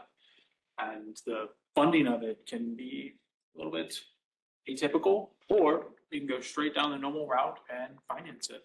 See a question in the back. Sorry, I've got 2 questions. Back when you mentioned the outside air for COVID, trying to get things in there. So outside of outside air, did you guys look at any ionization or their, filtration? We did look at ionization. The technology we're concerned with, I don't want to push anyone one or the other.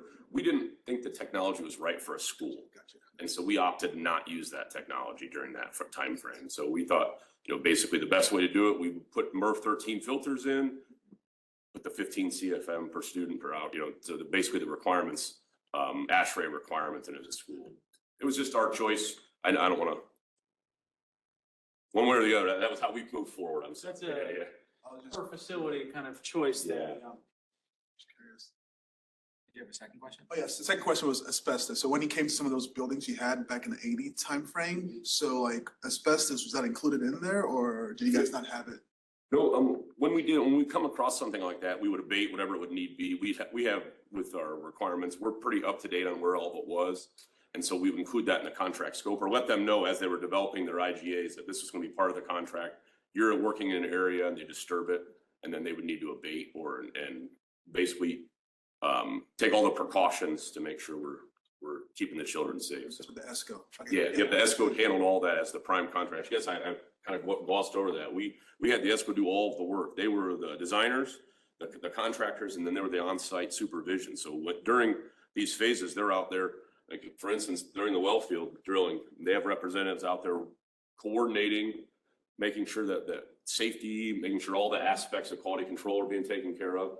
And so that way, the ESCO can certify basically to us that they're doing what they need to do. So it reduces our supervision, it reduces our ability to manage multiple subcontracts, and really it's a streamlined process. It was we're under contract we have another one under contract right now. We did the well field last summer. We're going to do the actual HVAC renovations this summer, and you've talked about how you build that partnership. I wouldn't say we've perfected the process, but boy, it's gotten a lot easier from back in 2020 when that first projects we hit. There's a whole lot less meetings and a whole lot less confusion because they're keeping us on our toes. They're moving fast and they understand what we want and how we want it done. So it's worked out well. The ESCOs, they're innovative, but they're also maybe aggressive and understanding you and your needs and helping you accomplish them.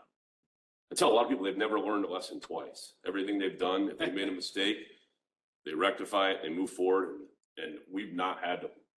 I mean, I've been very happy with how we've moved forward and how the process and some of it, from a design build perspective, having a partnership, it's not, so we have 13 phases. We don't have 13 different contractors we're working. We had one contractor who's gotten better and better as these 13 phases have gone along, which has been great for us.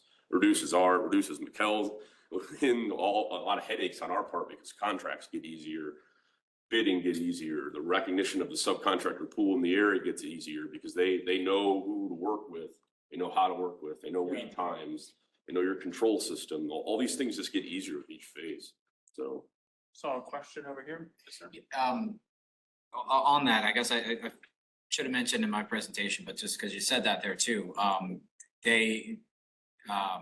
with the ESCO is giving you your contract or bids from your county contractors that you normally work with that you would do anyways, but they're also open to other contractors you may not be open to or be able to contract through, but they're still giving you the choice of who you want to go with. Absolutely, yes. And so when just prior to, we'll finish our basically our IGA, they'll develop their contracting plan. They'll brief that to us to recognize, hey, this is where we're going to go. This is how we're going to go. This is our equipment selections.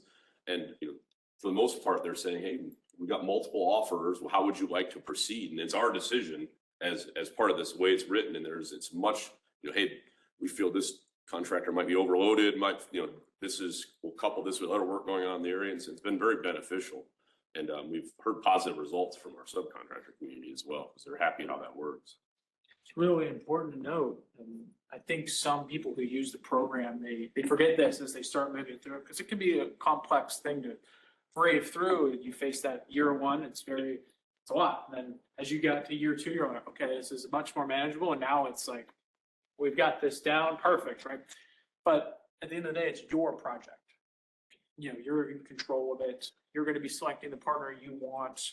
You're going to be controlling what they go in there and do, the timelines, the schedules, right? So as you, like you say, perfect your team, you are going to be able to exert that control in the most effective strategy. As we do our year, we basically start each project out with a life cycle cost analysis. Hey, what are we going to do? Tell us what the payback is and why we want to do this. And it's no longer trying to convey what you want. They understand what you're after. They develop the solution that you're looking for, and then it makes the interpretation of that much easier when you're recognizing, hey, maybe it's upfront higher cost, longer, the ROI is longer down the road, but there's more capital required to start it, or maybe it's to convert And it's nice that you're working with someone that understands your needs. Yeah. But also on that point is they also understand your processes. So working with the design builder for the first time, when your construction department's normally used to design build's a scary thing to a lot of them. And so to hand over so much power to a contractor moving very, very fast is daunting. But once you build that relationship and you're like, you realize you're gaining value because you're not paying for all the administrative. You're also, with our timelines, we only do work in the summer for these big renovation projects because we need basically. Your school system. Yeah, we You're have, a big time right you there. have basically the middle of June to the 1st of August. And so it's tough to build that trust. But once you do and recognize that, though the building looks like that on, the ground looks like that on the 1st of July. It looks real nice by the Yeah, 1st of August. you're gonna have something in place when you need it and having partners that recognize that as well. And so I know everyone has their schedule challenges, but that's one of the things that you'll learn, that we've learned along the way, is that as long as you're communicating your requirements correctly, they can accommodate your requirements well. So we've had very good success with it so far. That's fantastic. I do want to point one thing out on your slide here that some people might gloss over it quickly. That's the IRA tax credits. Oh, I'm sorry, I didn't. Yeah. It's very common for these to get rolled into your project, and the contractor helps you handle that process, because that's a daunting task right there for a public body. Don't pay taxes, so you don't get to apply for it in the normal fashion. You have to go through the It was the alternative. So my knowledge was the first tax return that we'd ever done to get this credit. And the ESCO helps you navigate items like that when you find strange ways to get what is essentially money to help assist your project. And they're out there looking for those incentives too. It's not just you that are looking for them, or not just us looking for them. The ESCOs search for those same things to help you. And doing a contract, and we ended up submitting for it on our own, but in the beginning, they were the only ones that knew about it. If you recall back, and if you were trying to submit for IRA tax credit in 2024, there was virtually no information out there on how a public entity did it. And so they were vital to date. I mean, they were researching because they have a vested interest, because we're one customer, but they're spread out across the country. A big ESCO will be in. So they have lots of people researching, connecting, understanding it. And if Mikkel or I or him, I mean, it would have been a daunting task to have understood that first year. And it was very beneficial for them to help us out. And they, in that process, they recognize going forward what that means, and they can help in your life cycle cost analysis take into account. Yeah. Because we had a $4.5 million grant, and then in addition to that. Yeah, that's not included in your baseline. That's extra on the top. So it's a very financially beneficial project, but understand that going forward really changes your capital infrastructure planning. So if your CIP, if you're not understanding this and then understanding how to apply for it, you could almost be too conservative in your approach and not getting as much work as you possibly could get done. And so we've been thankful that's one of their specialties as well, the vendor we selected. So I did see a question in the back. Well, yeah, I was gonna, just a comment on that Oh, yeah. IRA tax credit. We actually held a webinar a couple years ago because of that change. And so it's really great to see that it's actually being implemented. I remember sitting through it, and it was I remember Yeah, like it was great, but I still didn't really understand it. I was like, how do I actually get it though? there's a lot of lawyers on that webinar. Follow-up question, you mentioned the number of bids you had for the RFP. What was that number again? Or like some responses to the RFP? So 15 vendors indicated they were interested, but only 4 showed up to do the actual back of envelope audits. And I guess a follow-up question to this, is that kind of the typical range you see for a lot of these? So it's completely dependent. They invited almost all of them. Right. Okay. So they went down the list and said, check. Most of the time, people invite far fewer than 15 or 20. The minimum required is 5. So a lot of people do stick to that number because you have to fill out all the documents for each one you want to invite, right?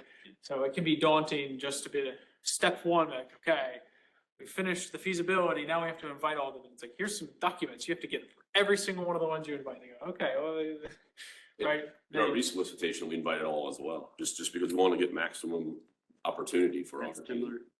Yeah, and then Fairfax, I think we did it about a year after Loudon. I forget how many we invited, but we at least had 8 in the room at one point. And then we weeded down for back of the envelope and then presentations, and so they kind of dwindled after that, but I don't think we did all of them. I can speak to that system. Yeah, normally you'll invite, let's say you did invite all 21. That doesn't mean they're all going to show up or even respond, right? Some of them may look at what you are. Like, you're a park authority. They may go, I'm not a specialist in the like recreation centers. I'm just not going to go to attend that project. And then you kind of get to that second phasing of eliminating some where you do the kickoff meeting. They come into your office building and you hand them the data and go, this is what we're looking at. This is what we have. And some of them may then go, this might be just out of our wheelhouse kind of thing. We're not going to bid on this. And then some of them are going to be highly motivated and go, yeah, I'm all in on this. Then you have the third level of elimination where you're asking them to perform the sample audit. And at that point, some of them may go, I only have so many engineers, so much resources. I can't add another project to the queue or something like that, right? So that might come down to self-elimination through asset management internally to the company, because these are large companies managing many projects, and every bid they go in on is a bid somewhere else they can't make. So they want to do the best they can. And then finally, they're going to submit those presentations to you. You're going to score them, and then you're going to do oral presentations, and they're going to give you like why they're the best partner for you, and go over what they found in your buildings and give an idea and a dialogue with you. And then you'll finally make a choice. So you get kind of like 4 layers before you pick. So inviting like 20, that's a lot of time to eliminate down. Inviting 5, you might have gotten like just the most competitive ones from the beginning, and it might be a shark attack by that 4th elimination. So a question over here. I want to just add sometimes, because I receive a response from the vendor, sometimes they cannot take more projects. Yeah, exactly. And sometimes they'll have like 5 projects come into their queue and they only have 4 engineering teams at the moment like available to work on. They go, okay, we have to exclude 1/5 of these projects, right? And so they may return to the vendor, the client, and go, sorry, we're no longer interested. We posed interest at the beginning, but now we're going to back out. They can self-eliminate, that's fine. There's a long list for a reason. That not all of them are always available, but they're always ready to take a phone call. You say that. Yes, sir. And I'm curious, because you guys went in your contract 5 years ago, ESCOs weren't quite where they are now. One of our concerns in Fairfax was going with a local ESCO or state ESCO versus a national. Because if your headquarters are in Kentucky or somewhere else, do they have the expertise that you're looking for here in Virginia? What are your experiences? One of our larger concerns was recognizing that, what we wanted, because a lot of ESCOs want to push the thing they want to push, where we wanted a full service. And so we drew up our invitation. I can't remember the actual name. I think it was our RFP, we called it. It was the very first thing we sent to all 15 and basically said, hey, we want to know about ground source heat pump system. We really spelled out what we wanted. RFQ? Yeah, I'm sorry. It was the RFQ. Yeah. Request for qualification. Yep, it was our RFQ phase, and we really spelled out what we wanted. And we wanted to get people with that expertise more so than the locality base, because one of the ones we didn't select a Virginia-based firm, but one of them has offices in Virginia. So we were more concerned with getting the different all these type of projects more so than we were with getting one local. But we did want to make sure they understood the subcontractor market in our area, want to understand the labor market. Loudoun County, though, has always thought about being in direct proximity to DC, but there's kind of a different world. There's a line where a lot of the teams don't want to move this far west, because we're kind of up there for a lot of these vendors. So I hope that helped you out a little bit. It wasn't our primary goal to get a local. Our goal was really to be able to do the kind of the full service energy performance during constrained windows, if you will. So We had the same exact approach. We went the we went with 2 ESCOs to start with, but now we're just with 1, the same as you guys. And we had that experience. Wanted more local, but the offerings that they provided from a national standpoint with a local office and a growing office really has helped tailor them to what we need. Yeah, we've seen a growth in the number of ESCOs establishing permanent offices in Virginia to support the program, which is fantastic. And so it's building out not only the localized understanding of that specific market and understanding the types of subcontractors that are like specialists, because I'm pretty sure they don't have these giant pieces of machinery just sitting ready for use, right? They had to hire somebody to come do that for them.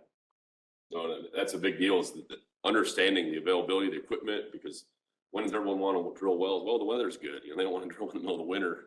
And so understanding how to get the right people, how to get them when you want them, understanding you're working on a school, that means you're adjacent to neighborhoods and all these things. And that's one of those things where an ESCO experience doing that type of stuff is far better than you teaching them how to do it when maybe we don't know how to do it correctly. It's our first time doing it as well. Some of the ESCOs are more geared towards like specific industries and whatnot, but in general, they're all very wide-based knowledge and have an understanding of what's going on, especially here in Virginia. A lot of them have been on for a while. Yeah, a lot of engineers that are contractors versus contractors that hire engineers. Yeah, exactly. That was where our goal was to really, we wanted people that understood the front end Yeah, more so than knew how to find those people that a understand. lot of the ESCOs up front, it's an engineering team Yeah. with being a contractor second. They really are. We're here to build what you want, not hire and then build what you want. Create layers and Yeah. Yes, sir. Just to add to that, I mean, you can speak to this, Bill, but the whole process was not just the ESCO helping us on the engineering side. It was a collaboration with our construction group. And a lot of that actually led to actually improving some of our standards, right? oh yeah. And some of the, some of the work from this that we're taking, like it's also trying to take that moving forward for any future projects, like it set kind of a new standard. Yeah, they helped build you out. And not only did they help build you a project, they helped your team grow and you helped their team grow. It really is a partnership more than hiring a contractor is the premise, right?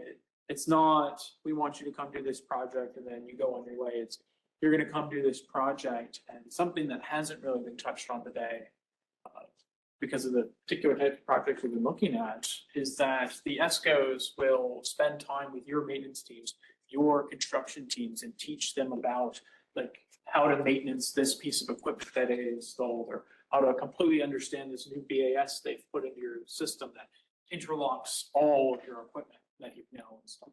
So it's not just design from their engineering teams interconnected with your teams. It's also education following that. We've had tremendous success with that. I know it was touched on in the early one. We're doing BAS retro commissioning in almost every project now because we've just, over the years, systems are fixed. They might not be recommissioned correctly. Buildings might have been built and not properly commissioned from the get-go. And so that partnership we've developed with them to teach us has allowed us, we move forward the next step. We bought a building analytics software. Prince William County was actually another help on that as well. We're hoping that utilization of that building analytics software through the retro commissioning process and the use of the our ESPC contractor to have experts on staff, because some of that stuff gets very complicated very quickly. And to have that partnership where they understand building automation at a different level, we understand how to operate it, they understand a little bit in a little more detail, and then add that next layer, which is analytics. So now we're constantly or continuously commissioning has been is one of our goals here in the near future, and McHill's on the very brink of success. We're months away from putting a flag on it and saying we're done. We're really close, but we wouldn't be able to integrate that. Very difficult. It's been very difficult from a contracts perspective and from a technical perspective. I don't know if we would have been able to carry that load in-house had we not had our energy performance contractor on board with us. That's great. I will say for our experience implementing BAS, we've had owner training after it starts up. They video what's going on from the new pool units to the BAS. They're on board. Really the first year, they're really behind the scenes trying to figure out how to make the equipment work properly. Each season presents a different challenge with warm days, cold nights. Right now, especially, we're seeing a lot of issues. So it's great to have that extra set of eyes trying to help us down the road to get us set up for success in the future. It's surprising, but we've gotten stuff shipped from manufacturers that seems to be, it's conditioned in one season. Once you start getting into those bench or in the in-betweens, you start recognizing that it wasn't built correctly. There's no way you're going to ever commission it correctly if it wasn't built correctly. And having someone who understands we can really dig deep into that in the vendor engineering world, because it's past our abilities at the local level, but it's imperative because we'll have such complicated equipment these days that if it showed up wrong, you're on the wrong premise from day one, that you'll never get where you want to go. There's no way you're going to figure it out locally. You need to have someone who has that deep bench that can sit back and really analyze what's going on. And it's like having another engineering team on your roster that you really don't have to fund year round. You can pull out when you need it. So it's been beneficial. We use that through our